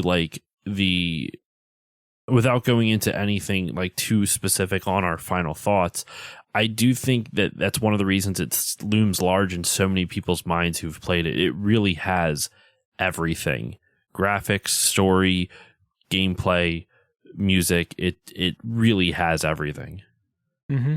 Speaking of graphics, like I think this game looks great. I've said lots of times on the show that pixel art, especially from this era, is timeless, basically. Like it will always look good. Chrono Trigger will always be a good looking game. But 100%. Something I think makes it stand out is the animations, even when they're still in like the pixel art. The animations are so much more expressive than a lot of games from the Super Nintendo, JRPGs at least, did. That's like the bulk of my Super Nintendo experience is JRPGs. And like the animations for Frog, the animations for Marle when she's happy, stuff like that is just so it really lends a lot of characterization to these sprites, basically. I think and a lot of it too is just really smart choices with the color palette and the overall art direction. Like obviously the concept art was done by oh my god, Akira Toriyama. I totally blanked for a quick second on Toriyama's name. I mean, the concept art was done by a legendary manga artist and obviously someone who's worked in games before, because Toriyama also did, like you said before, the Dragon Quest game. So it had a really strong base. I also just think like their choice of like the colors and the visual choices that they went with are really strong, especially for the Super Nintendo, because the palette on the Super Nintendo was a little bit more muted than what you would see on the Genesis / Mega Drive. And I don't mean that as like a slam. I know that on a technical level, the SNES was more powerful, but I do think that it really just depends on the artist, of course, but like by and large, like Genesis games were very bright and vibrant, and SNES games had a little bit more muted tone to it, like more pastels kind of. And I think Chrono Trigger kind of bucked the trends of that, because the game itself has just got these beautiful, like colorful sprites, the beautiful, colorful like designs. Like I'm looking at right now a screenshot of the teleporter that we were talking about at the beginning, in the beginning of the game that starts the whole adventure through time. Yeah. And they look really cool. Like the art direction, the graphic design of, not the graphic design, but like the artistic design for these things are really interesting. A little fun fact, by the way, I'd have to remember the YouTube channel. It might have been the Boundary Break YouTube channel that I saw this on. So you know how when a portal through time pops open and it's got like these blue waves, if you look on the outer edge, there's a border, this black border around the portal with all the blue waves, and you'll periodically just see like white just go through. Like it's just kind of like it looks like the border itself is kind of like random. It looks like there's like white that's kind of traveling around it at like random intervals. Is the best way I can describe it, and not like in a perfect circle. the way that was achieved is wild. What it literally is that the behind everything there is a layer of nothing but white circles moving across the screen diagonally, like diagonally left or something, diagonally up and left. And they layer it on top. So the only part of that layer that you see is only visible in the tiny sliver of the border around the time warp. So because it's white circles moving up at random intervals, it gives this very ethereal effect to the border of the time warp, which I thought was a really, like, that's a lot of work just to get a visual element that most people wouldn't even notice. I didn't notice until I saw this on a video.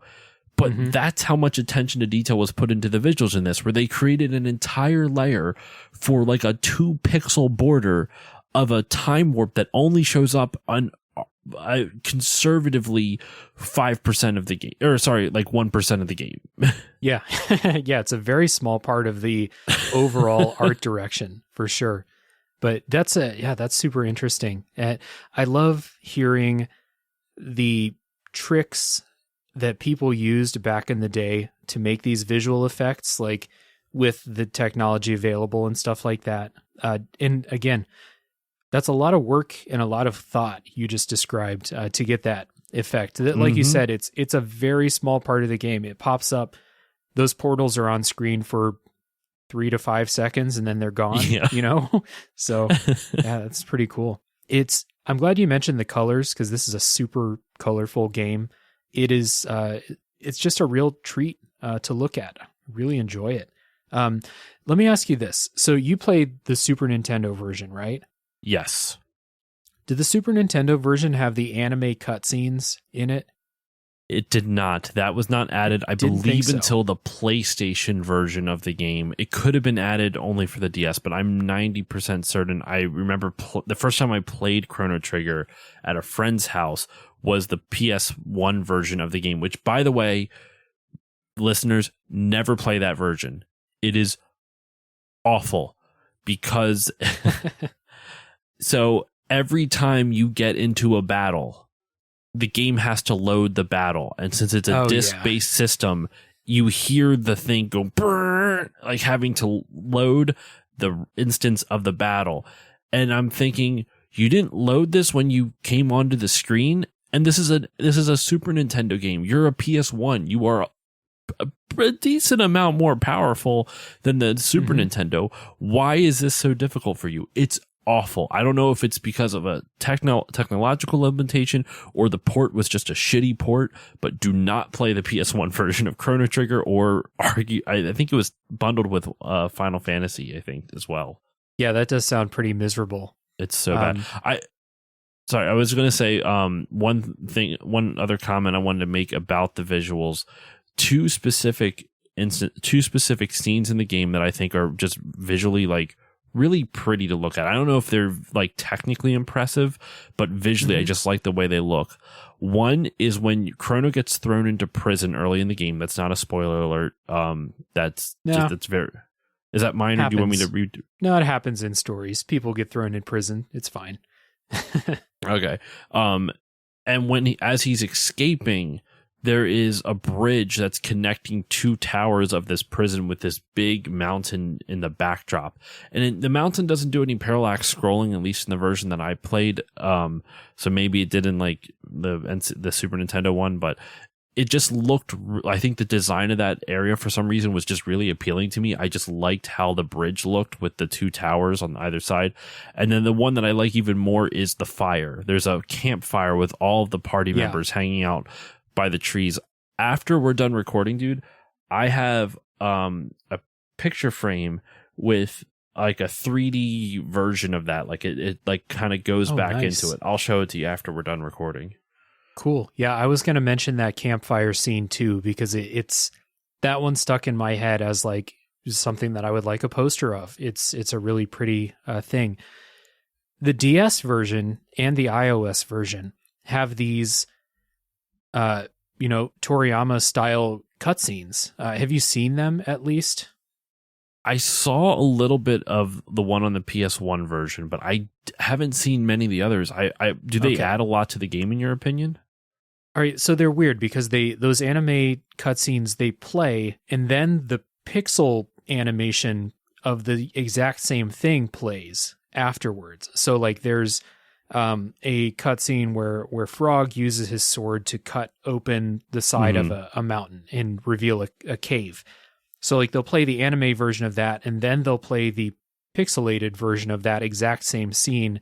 So that's kind of weird. But the animations in these cutscenes are really good. Like I really enjoy watching them and seeing your characters in a different art style. This is an anime, Toriyama style, as opposed to pixel sprites. I think it's really cool, and I think everyone like looks good in both versions of it. So I enjoyed watching those, and it's not like it's not something that's going to like make the game for you, or even something where it's like you got to get the DS version so you can see these cutscenes. It's just it's a nice little treat. Pretty cool. I really wish I would have. I mean, I still have I was actually playing a little bit of the DS version on my own time, but a lot of it I was playing was on my emulator, just so that way I could stream it. So maybe I'll go back and like when I do an inevitable full replay of this game, so I can actually get my fucking New Game Plus. I will actually play the DS version, so that way I can see all the cutscenes. It is really cool. Yeah, or just hop on YouTube and watch a compilation. That's an option too. That's true. That'd be easier.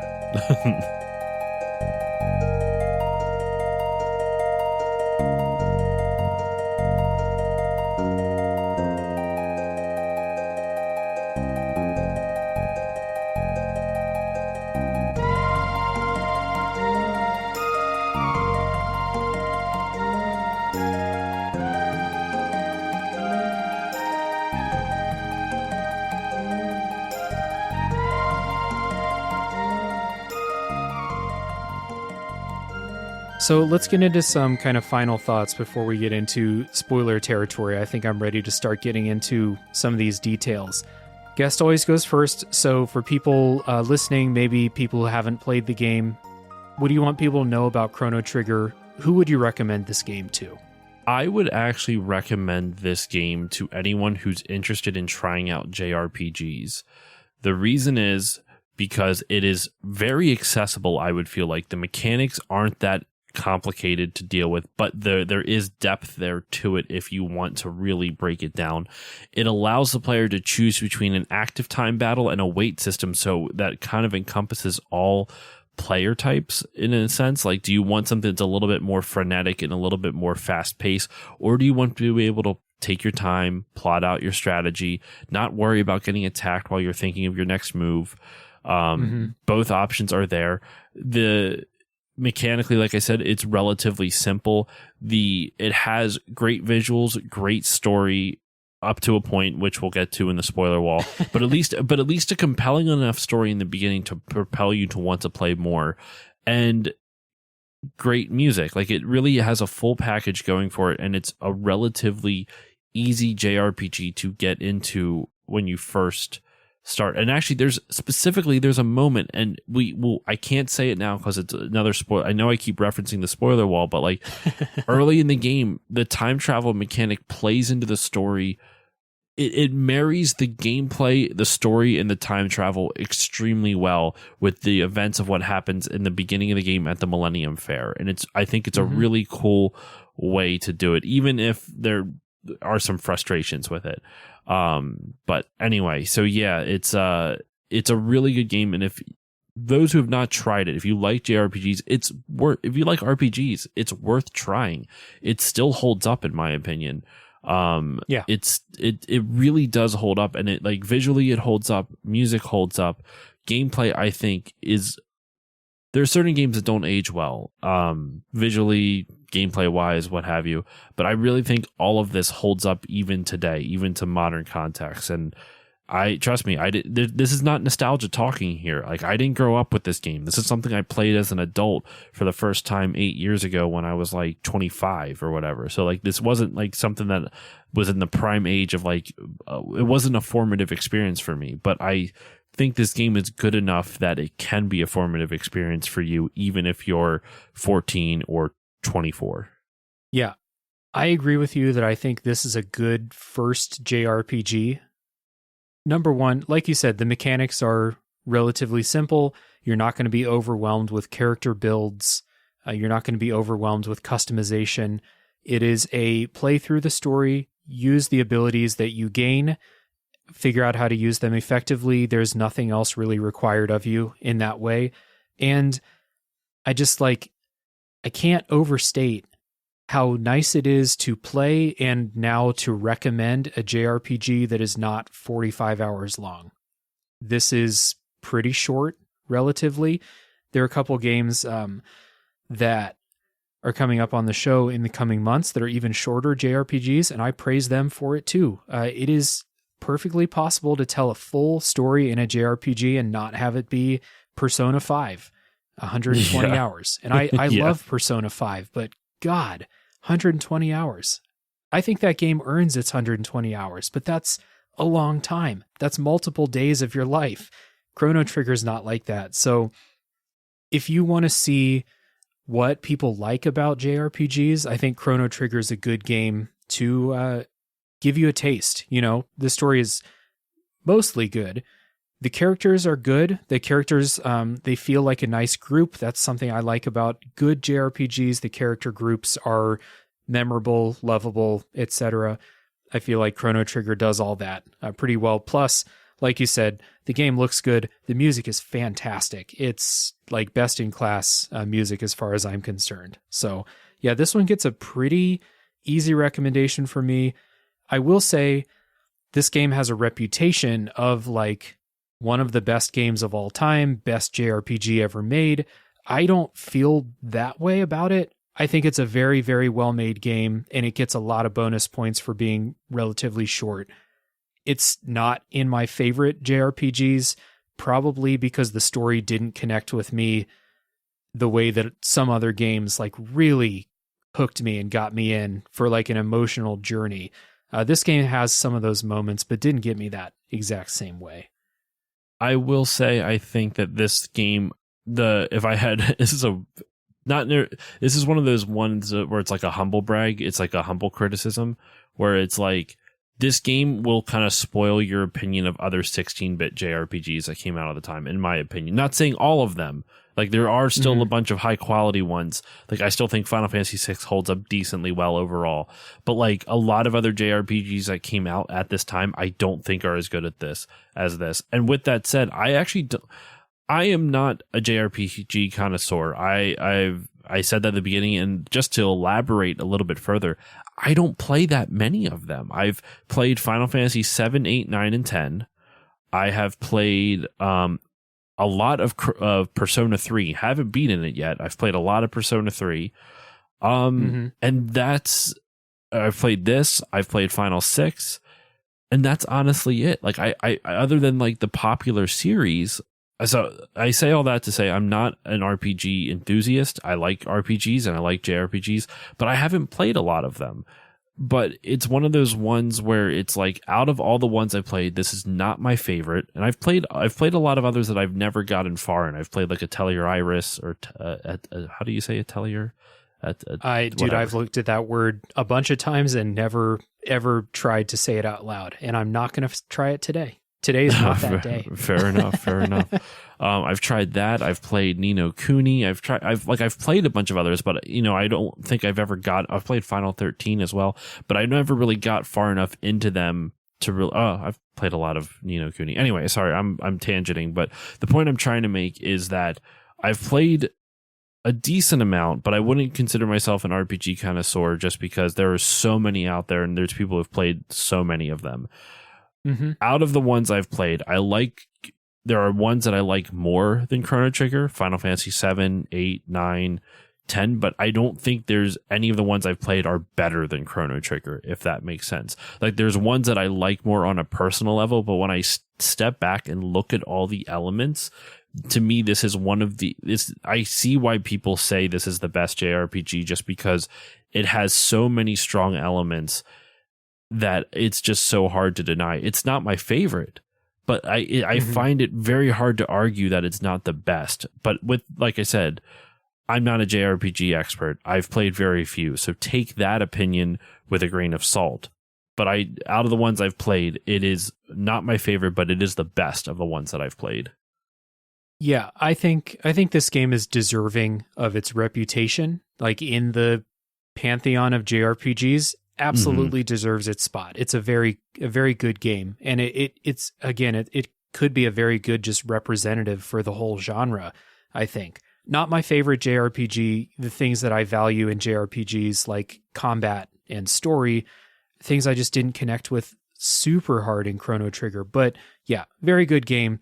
It's a pretty easy recommendation too. I do think that if you like JRPGs and you haven't played this, it's a no-brainer. And if you've never played a JRPG, this is a good first one. It might be one of the better first ones. So, little housekeeping before we get into spoiler talk. I want to give you a chance, let people know where they can find Still Loading. You can find Still Loading on anywhere good podcasts are given out for free. It's on Apple Podcasts, Google Podcasts, Spotify. You can find it on my website, stillloadingpodcast.com. There's also a Libsyn web address or something like that. You can find it in all those places. You can follow me on Facebook, Twitter, and Instagram at StillLoadingPod on all of them. So if you didn't hate my ramblings and my voice, you can find more of that all in those locations. Definitely recommend people check out Still Loading, a good show. Lots of diverse topics. So again, there's bound to be something that you will enjoy. And it sounds like if you're a real sicko and you like that Captain N show, or you want to hear people talk about it, you gotta go listen. So good recommendation, everyone. Check out Still Loading. As far as Tales from the Backlog goes, I have a Discord server. If you want to come in and talk about Chrono Trigger, this week is going to be a perfect time to come do it. But we have a lot of cool people talking about video games. Other things to support podcasts are the same as always. Hit subscribe if you haven't already. If you've enjoyed the episode, enjoyed the show, consider leaving a rating and review if your platform allows it. And check out a Top 3 podcast, which is my other show, if you like Top 3 lists. So, Josh and I are going to take a break, and when we come back, it's spoiler time for Chrono Trigger.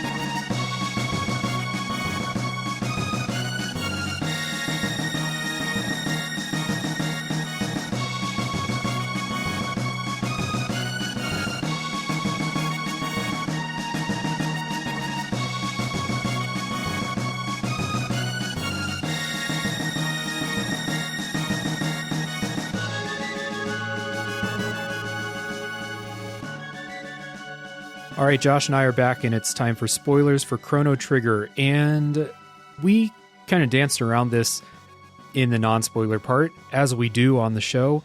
But who are some of your favorite characters? We'll just kind of start out with that. I'm always a fan of the main character. I know that's cliche, but I don't know what it is, but I just get drawn to it because that's the character. I mean, I guess it's not that cliche considering you play as the main character usually, so that even if the main character like Chrono is a silent protagonist, though apparently he speaks one line in the entire one, and it's if you get the 12th ending. Oh, really? Yeah, he says one line, and apparently it's in ending number 12 called Memory Lane. But I don't know what it is. I haven't, like I said earlier in the episode, I've only beaten it once and I fucked it up, so I can't do all the bonuses. But my favorite character besides Chrono, and I wouldn't even say Chrono is my favorite, but Chrono is one of my favorites.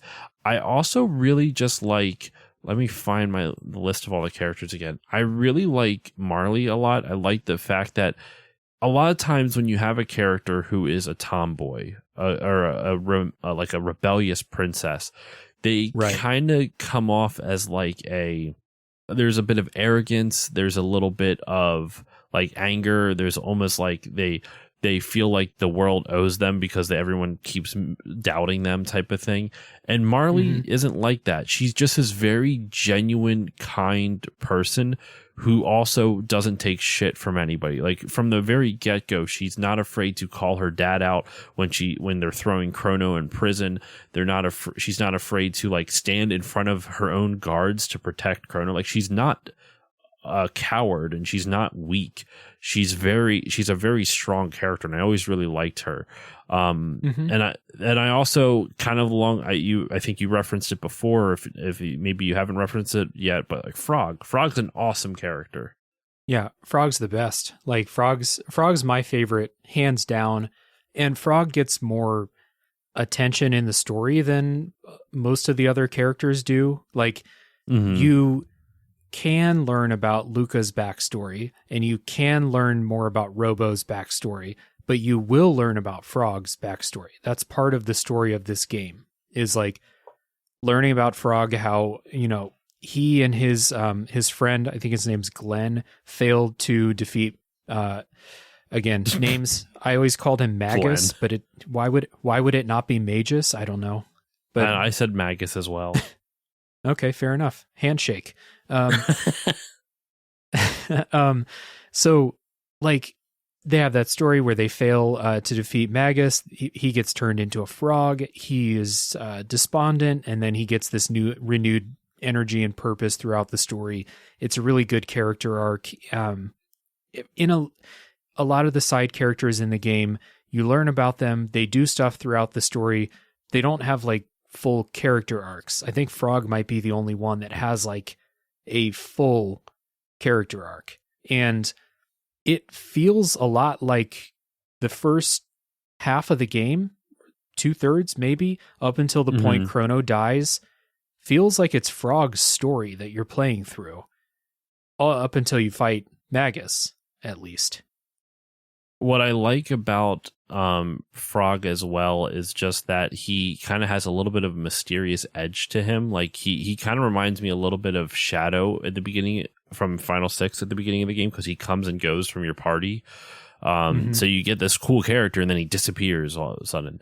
Now, I do love this trend in old school localization where you have, and I'm sure Glenn was the actual translation, but I love localization where they you know what, let me put it this way. I would love to know if Glenn was the original name in Japanese, or if that was a localization choice. The reason being is I love old video games where they make these like grand sounding names, and then let's take a look at a list of the characters in this game, right? You have Chrono, you have Marley, you have Luca, you have Robo, Frog, Ayla, Magus, Glenn. Yeah. And it just is so anticlimactic, especially for a moment that is supposed to be Frog's origin story. The reason why is Glenn's Frog's real name? I'm blanking on this now. Glenn is Frog's real name. Yeah, Glenn. His name is Glenn. Are you serious right now? Like his friend's name is Cyrus. Yeah. His friend has a more interesting name than he does. Cyrus, at least Glenn? It's Glenn with two N's. It's not just one N, it's two. So there's something. Double the fun, I guess. That reminds me of one. So I referenced at the beginning of the episode when I did that still loading story time, the dramatic readings of video game manuals. In the NES game Clash at Demon Head, the main character's name is Bang, and his girlfriend's name is Mary. But you have like the attack at like Demon Head Mountain and General Tatsumoto. Like they have these very non-American sounding names, and then Bang and Mary, which I think is a little subtle hint at, I guess, what's going on there. But yeah, But no, sorry. Yeah, I really like Frog though. I'm with you. I like his story. I like that he's kind of more of a focus, and they do have other cool stories with the other characters. I think there's something with Luca's mom in the one side quest. So Luca's side quest is you kind of relive this memory because it's always Luca and her dad, and you never see her mom throughout the story. So you go through this side quest and you see what happened to Luca's mom, and she dies, and this family of inventors has all this machinery around the house, and she gets like her clothing caught in machinery and dies. Mm-hmm. Something like that. I forget what exactly, but yeah. And it's this interesting side quest because you can control Luca in this memory, and I guess you can stop it. But I didn't know that. I thought it was just a cutscene, so I just stood there and watched her die in this side quest. It was pretty brutal when I checked the guide afterward, and it was during this you can go up and turn off the machine. But I was oh, I thought this was a cutscene. That actually is something that happens in. So one of the things, I was reading a few dev interviews in preparation for this. I didn't get a chance to get very far. I only got maybe a paragraph or two into the one. But one of the systems they actually incorporated in this game was to allow the player to move around in the middle of text boxes. While dialogue was happening, you could still move around just like you would if you were speaking to someone. You're not staying in the exact same you're not staying in when you have a conversation with someone, you're not necessarily standing still, frozen, just listening to it happening. So they kind of wanted to replicate that a little bit by allowing the player to move around during the conversations. So while that's cool, I do think it ends up being you forget sometimes that you're not always in a cutscene, especially because everything was done in 16-bit, so you're not quite sure what is a cutscene sometimes and what you're able to move around during, because you're not able to move around during all cutscenes, just some of them. Right. Yeah. So that one kind of made me feel bad, but I know. So a couple things, I kind of just want to throw out a couple things that I think are cool about the story. Because like I said earlier, I don't love the whole story as a total package, but there are some things that I think are cool about it.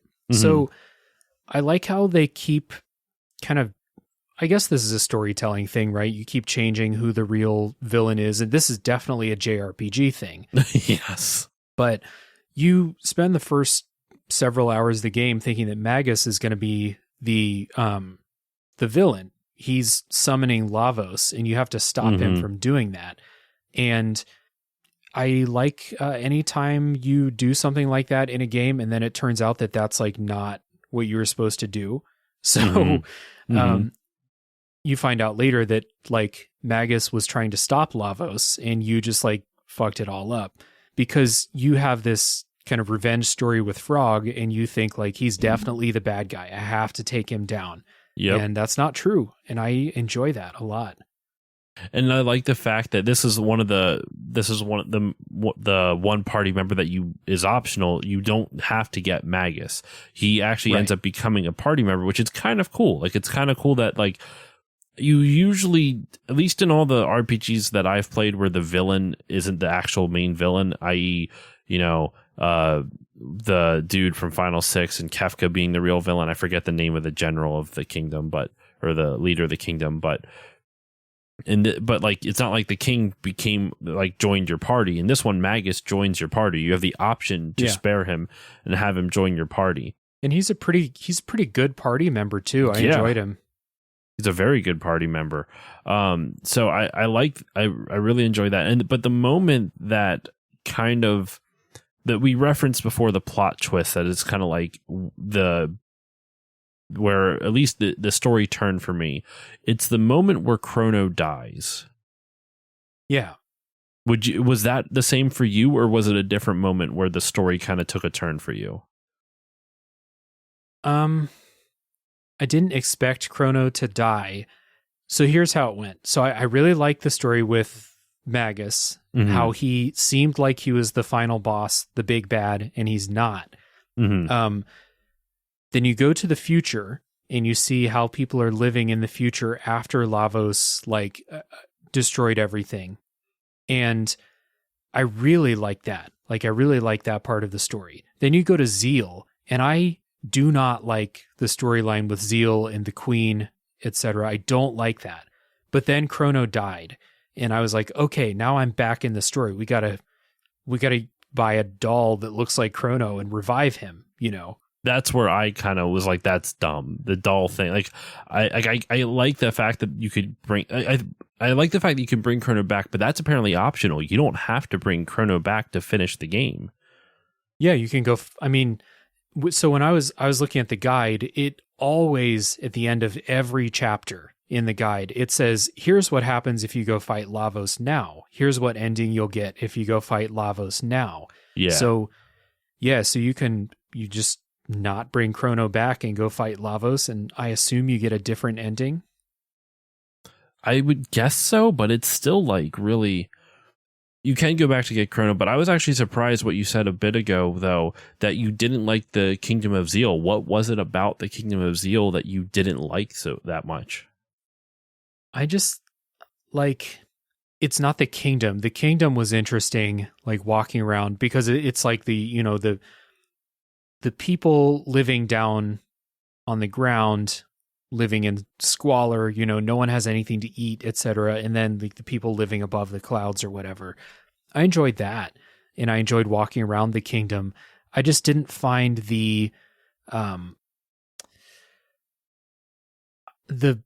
for a while, that's your villain, right? The queen. Mm-hmm. And I thought Magus was a good villain. I think the impending threat of Lavos is a really cool villain.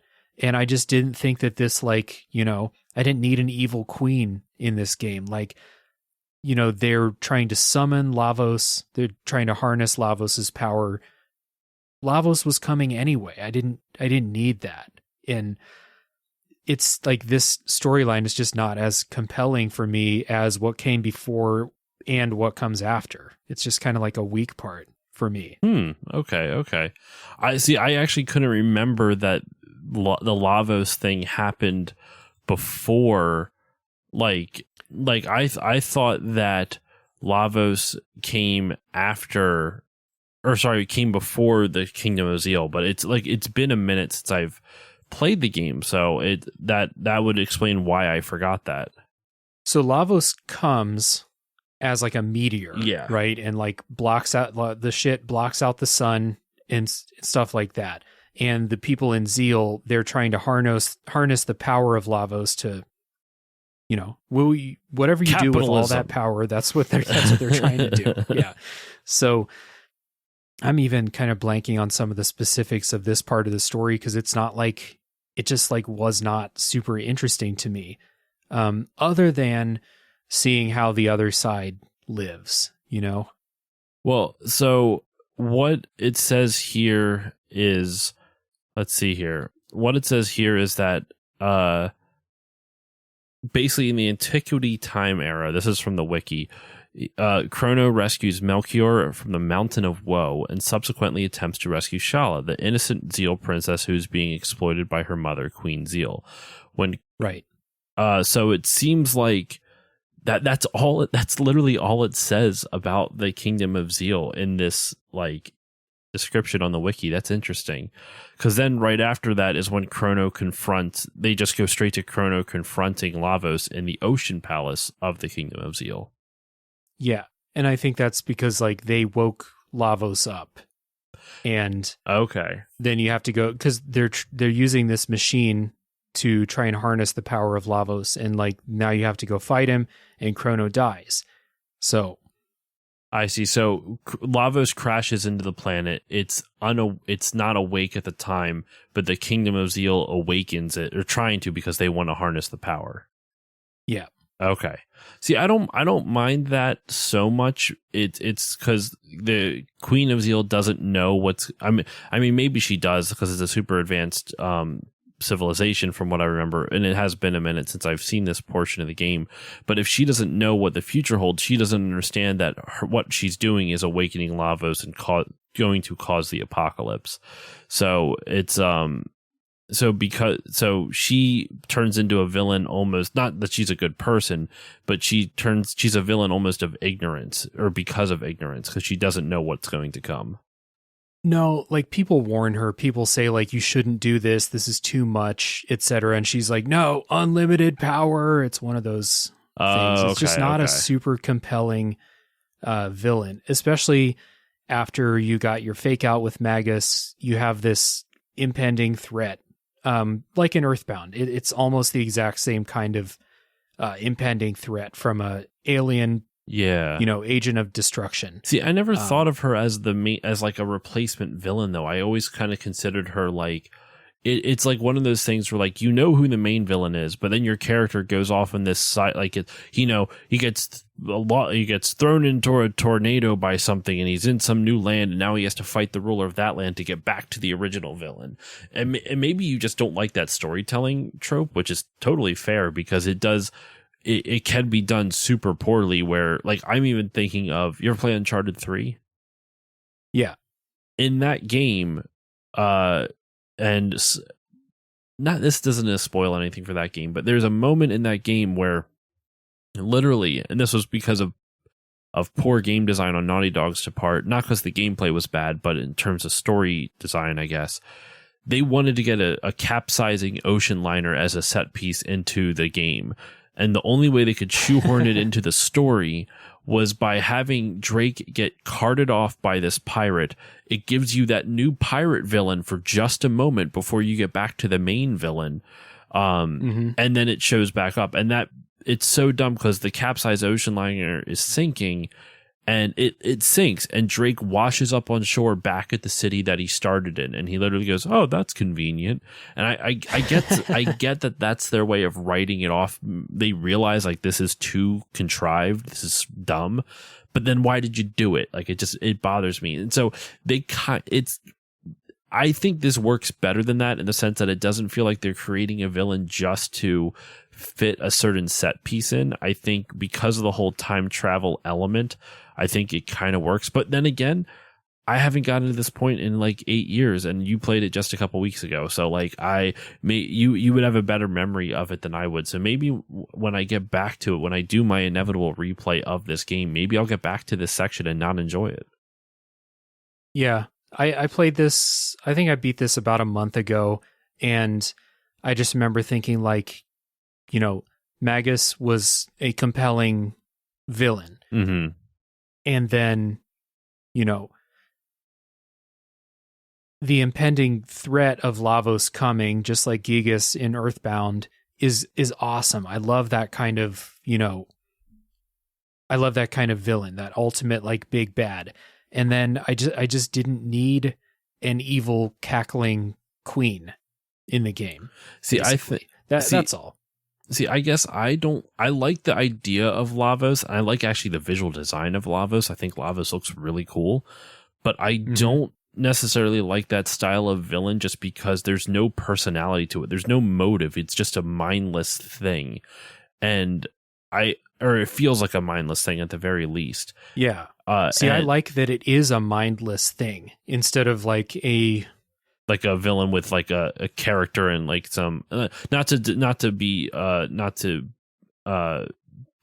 derogatory, or not to make fun of it, not trying to be rude to it, but like, instead of having like motivations for it, like or a tragic backstory to explain the motives of this tragic villain, you just like the fact that it's just doing its thing. So I like villains that have good backstories, and I like the occasional mustache twirling evil for the sake of being evil villain too. Like I like Kefka from Final Fantasy VI, but sometimes I just like, this is a mindless agent of chaos, and it doesn't seem to have a real motivation, except, it goes and eats planets, and that's what it does, and now it's on your planet. Yeah. And sometimes I kind of like that as a villain. That's fair.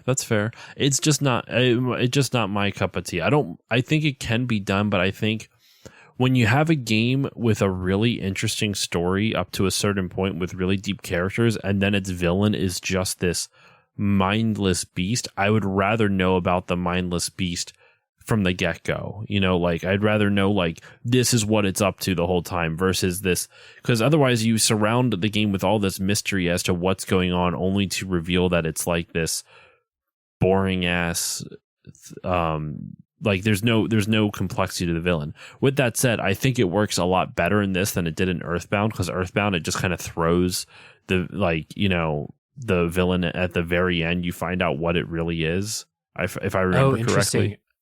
I like it better in Earthbound because I don't want to spoil the end of Earthbound, but I do like it better in Earthbound. Lavos seems to be more intelligent.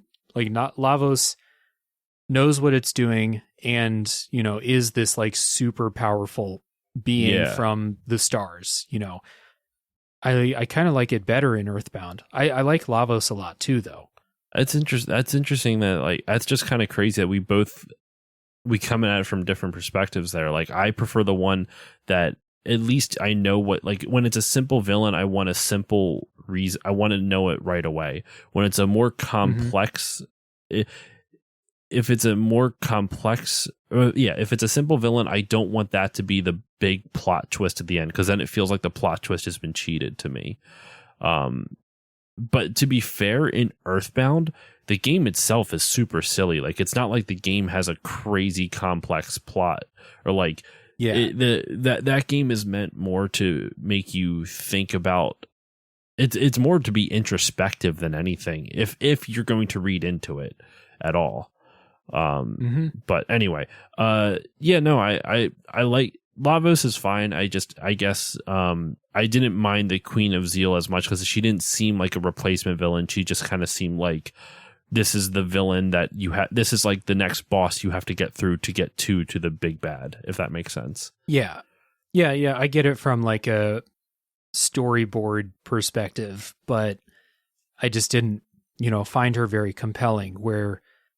I've said it several times. So moving on. So there's a real quick moment after Chrono dies. You're kind of going around talking to people, trying to figure out how to get Chrono back. There's a nice moment where you find out that Shala's younger brother, when you go to Zeal, that's Magus.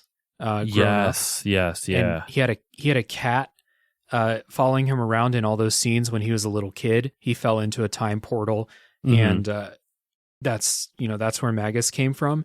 There's a moment late in the game when you go to a village and that cat is in the village and it remembers Magus if Magus is in your party and will follow you around in the village. Oh, that's so cute. Very sweet. Yeah. That's and do they call attention to it? Very full heart during that part. They don't call attention to it, but the cat will like get up and follow you around the village only if Magus, I think, is the party leader in there. That's kind of awesome. Like I love that type of thing where it's not like this overt storytelling in the sense that like they don't call attention to it, and so it makes it that much more impactful if you do notice it, because they took the time to add that little bit of attention to detail. I like that a lot. Yeah, it's really cool. Just a very small, short moment, but it's something I probably remember for a while from the game. I don't know. I don't have a whole lot else about the story, so you want to talk about kind of final boss and how it ends and stuff like that? Well, one last thing, and it'll be quick about the story. The turning point for me, the reason why I don't like after Chrono gets killed and they replace it with weird dummy thing, but I think it's in service of the game, is because that at that moment, that's where a lot of the alternate endings split off. That's where you can start choosing how you want to complete the game, like which side quests you're going to complete. Are you going to resurrect Chrono? Are you not going to resurrect Chrono? Are you going to do all these different things that you can do, get different characters, do side quests, all this good stuff? And I understand why they do that. I think the reason I dislike the story after that moment is because it's not I don't like the way that you get Chrono back, and it kind of robs the story of like it's essentially supposed to be like disc 3 of Final Fantasy 7, right? Where like you've completed the majority of the story and you're pretty much in like the home stretch. But the home stretch now feels a lot less purposeful because you even though you should feel more purposeful because Chrono sacrifices himself for the party, but it feels very strange. I don't know. I from what I remember, it felt odd. It did move me that Chrono died, like that Chrono sacrifices himself. Like I thought that was a good emotional punch, but the way it's kind of treated afterwards just wasn't my favorite in terms of story. In terms of gameplay, I really like it. I like the fact that it allows you to try all these different things and in service of the multiple endings. So I think it works really well in that aspect. I just feel like it kind of loses a little bit of steam. But you know what? Maybe when I replay it, I'll have my opinion changed on it too. So who knows?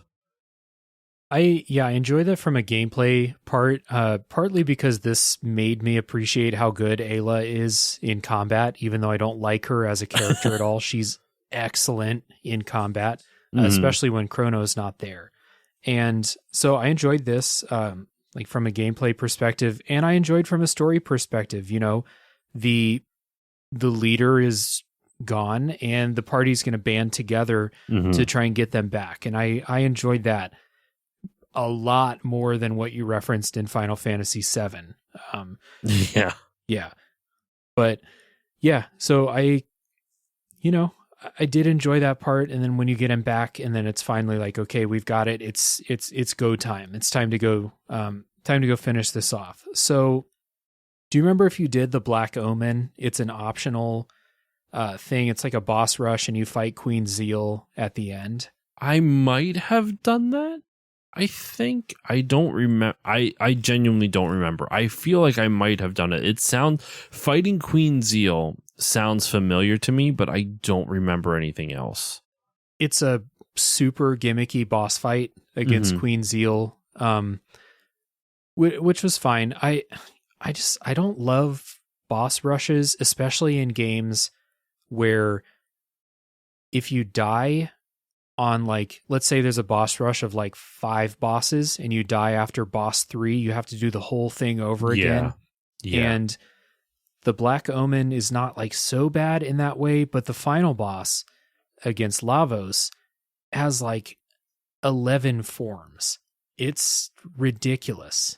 And I don't like boss rushes in RPGs because so Mega Man, at least in Mega Man, those boss rushes, one, if you die on a boss, you don't have to start back. But even if you take that out of the equation, say you lose all your lives and you have to start all the boss rushes over, right? In Mega Man, right? Right. The bosses aren't that long. It might be a 1 to 2 minute battle. In JRPGs, boss fights are long. So you're not committing like just if it's an 8 boss rush. In Mega Man, you might, if you're good at it, you might get it done in 15, 20 minutes.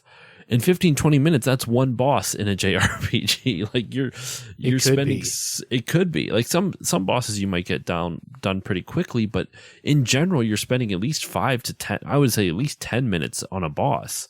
At least in 5 Chrono to 10. Trigger, a little bit shorter in my experience, but still it's like the final bosses, like especially the many forms of Lavos at the end. Even the first phase of Lavos goes through like these 10 forms of bosses you've fought before in the game. And they're gimmicks. So it's like, do you remember fighting that T-Rex boss from like hour 3? Well, it's back now in this. Do you remember the gimmick? I didn't. So on one hand, it's kind of cool to bring back the mechanics from stuff earlier in the game and like call back to it, especially if you remember, but I didn't remember. So I had to look in a guide for how to get through. Again, it's like 10 phases in phase 1 of Lavos. It's a bit much. It is a little frustrating. Yeah, I would agree. I don't really like that. In general, I don't enjoy final bosses of RPGs. Generally because they tend to suffer from the Die Hard approach to filmmaking. If this I'm gonna use the Die Hard approach to filmmaking to as a metaphor for this. Mm-hmm. In Die Hard, you ever see the Die Hard movies? Yeah. So the first Die Hard movie, it takes place in Nakatomi Plaza. Second one, they got to up the ante. So it's not a building, it's an airport. It's not just one tower. You have a whole series of buildings. Then the third movie, it takes place in the city of New York. The fourth movie is the entire Eastern Seaboard. They go from Washington, D.C. all the way up to New York and all over the fucking place. And then the fifth one is Russia. It's just Russia. Like they have to keep upping the ante to increase the stakes. And that's fine to an extent, but it does suffer after a while. And this is coming from someone, I love Die Hard 1 through 4, not a fan of the fifth one, but I love Die Hard 1 through 4. But they're not but it's not necessarily a sustainable model. And so when they kind of do that with the final bosses of JRPGs, where it's like, well, you fought all these other bosses. We got to make sure that this boss really ups the ante, and they go fucking over the moon with it. Like, I even remember replaying the original Kingdom Hearts, and Ansem has like 7 or 8 forms, and they're not easy to fight. And it's stuff like that where it's like you don't need that many forms, and it's especially kind of jarring considering most bosses only have 1 to 2 phases. Maybe 3 if you have a really major story boss. And 3 is super rare. It's usually 1 or 2. And then, so you go through bunch of bosses, 10, 12, however many bosses are in the game, only maybe 1, 2 phases tops. And then all of a sudden you have your final boss, which has 12 phases. You're like, what the fuck? Where did this come from? It's a little jarring. It is. Yeah. It's another reason I like Earthbound so much. And so Lavos, you go through all these phases that are like aping previous bosses in the game. Then Lavos, it's like the other forms of Lavos have, you go through, I want to say 3 or 4 forms of Lavos, which one of them is the same one that you fought when Chrono died. And then one of them is like a harder version of that. And then you fight the final form of Lavos, which I think is... I would have been mad if I died against it, because I would have had to fight all those other forms again. I didn't die because I was using a guide at this point. I'm pretty shameless about using guides, especially when there is potential to like just waste a whole bunch of time. So I wouldn't. I don't blame you. I would use it too. The final form of Lavos has this thing where like it's like a humanoid looking thing, and then there's like these 2 satellite things floating, and your instinct is to hit the one that looks like a human, but that's not the one that you got to beat, or that you have to hit in Lavos. It's the one on the right that you have to hit.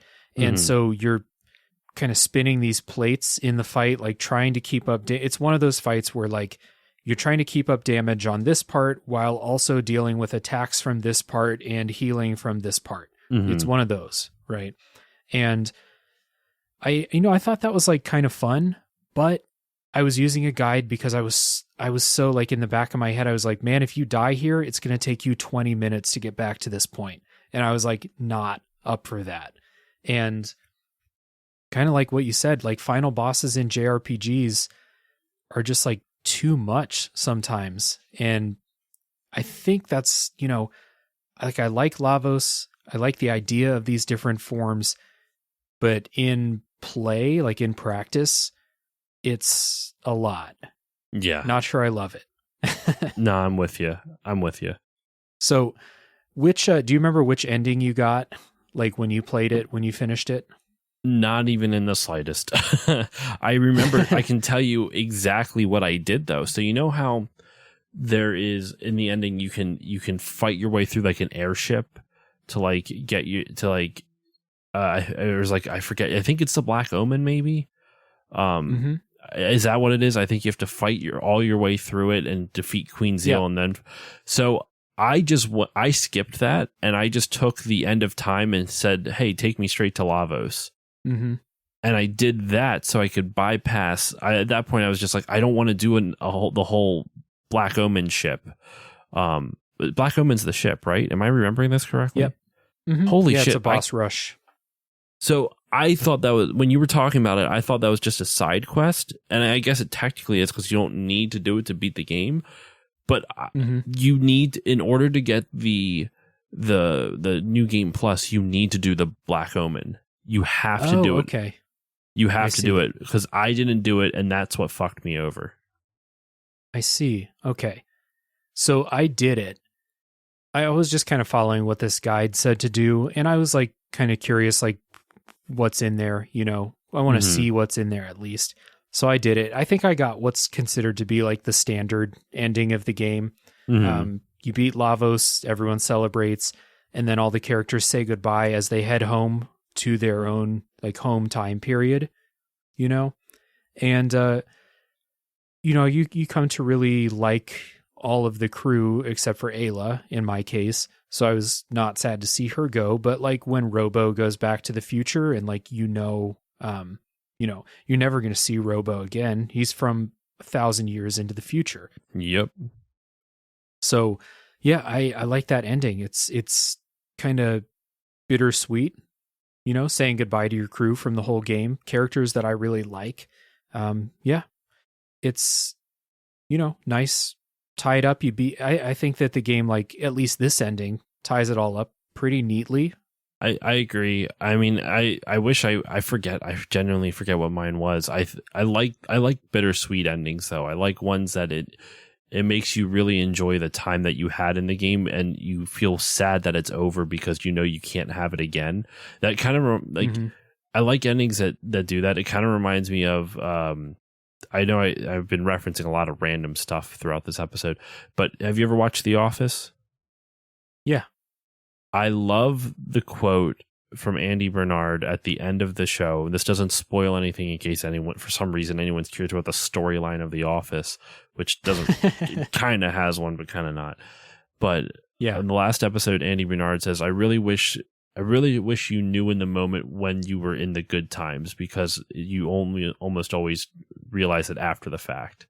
And it kind of reminds me of this, the ending you described kind of reminds me of that, where it's like, you had this chaotic, stressful, intense mission with Robo and with these people, and now you might not see any of them for the rest of your life. And as much as this is just a game, that is still a very real emotion for people outside of games. Like whether maybe it's like, you know, you're moving across the country and you might not get to see family anymore, or maybe you're maybe it's even something like maybe it's a job you really, really loved and you were there for years, and now maybe you don't even have to move across country, but maybe you're just like leaving the job for somewhere else, and now this is the end of an era, and then you kind of forget you kind of don't realize all the times that you had in the midst of all the chaos that was going on. Those might have been the good times and you didn't really notice it. And it kind of reminds me of that with like those bittersweet endings in JRPGs. I like that feeling though, because it kind of makes me appreciate the game a little bit more.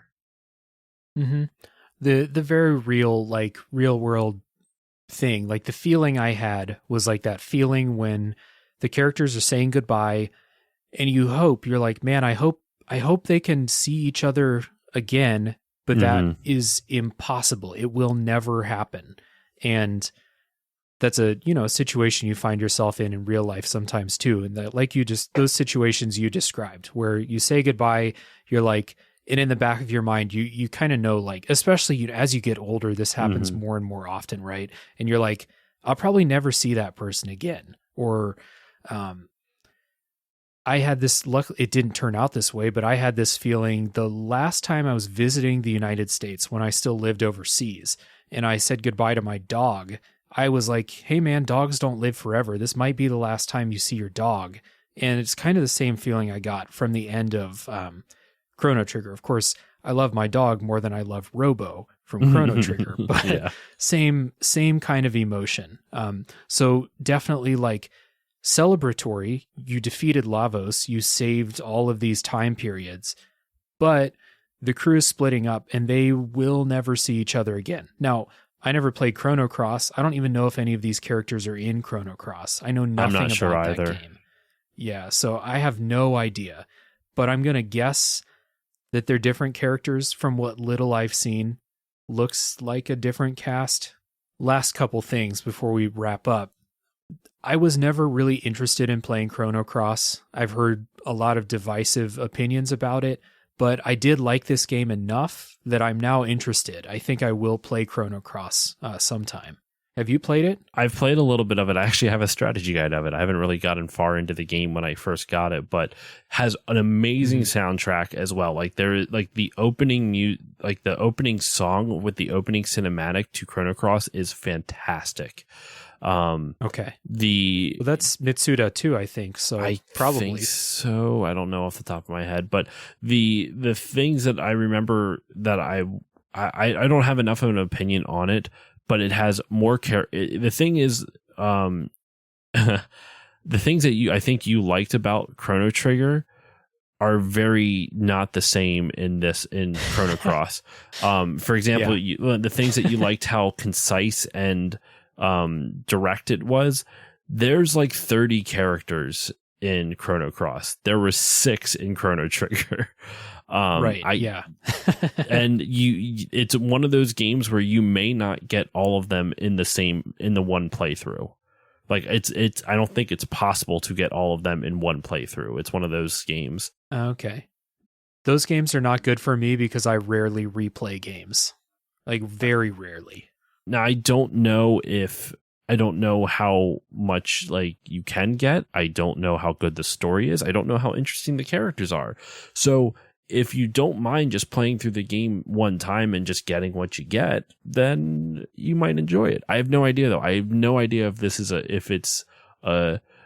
actually a good game or not. I do know it's a very polarizing sequel. Almost everyone loves Chrono Trigger.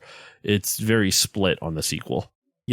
Yeah, that's definitely, if I know anything about Chrono Cross, it is that some people really love it and some people really hate it. So, one last question. So, you know the guy in The End of Time that teaches you magic and you can go fight him? Yeah. Did you ever beat that guy? I never even tried. I don't. Oh. He seems scary. I didn't want to. This dude lives outside of time. Like, why? Yeah, you're right. Like, what kind of hubris do I have to go fight a man who doesn't live in time? It's crazy. Yeah, that's true. I did, like, right before I was ready to go fight Lavos, I was like, because I tried throughout the game, I tried to fight him. And before I went to go fight Lavos, I was like, you know what? I'm going to try it. And he just absolutely waxed me. And I was at a high enough level where Lavos, like, it was tough, but I was never like really in danger. Like I was tanking the hits. I was doing a lot of damage, etc. But this, I don't know how you beat this guy in The End of Time. I would be curious, like I maybe look up a playthrough of someone beating it. Yeah, might be something for another day. But for today, I think we're going to call it here, man. So thank you so much for coming on and talking about Chrono Trigger for over 2.5 hours now. Yeah, I was surprised that I was looking at my recording. I'm like, holy shit, we went longer than I thought on the story. Yeah, well, that's how Tales from the Backlog goes so often. Here I was thinking like, oh, Chrono Trigger, that's a pretty simple game. Talk about things we like and, mechanics, but there's not a lot to like dig deep into. We should be out of here in 2 hours as I put on clown makeup like that meme, right? But Here we are, man. It's been a blast. Thanks again for coming on. Thank you for having me on. I do have one final question for you. And it's a little bit heavier of a question. Did you get to see your dog again? I did. I'm here. Well, he's asleep, but I did get to see him again. Yeah. There we go. We end off on a happy note. I was going to say if it ended up being really morbid, I would have told you to cut it, but we end off on a happy note. No, we keep it in. No, Magnus is alive and well. He's doing good. Magnus, it's perfect for Chrono Trigger, right? No, but almost there. But dude, thank you so much for having me on. This was a ton of fun. Yeah, thanks, dude. Everyone, thank you for listening. Again, check out Still Loading Podcast. It's a very good show. Highly recommended. And stay tuned next week for the next game that comes out of the backlog.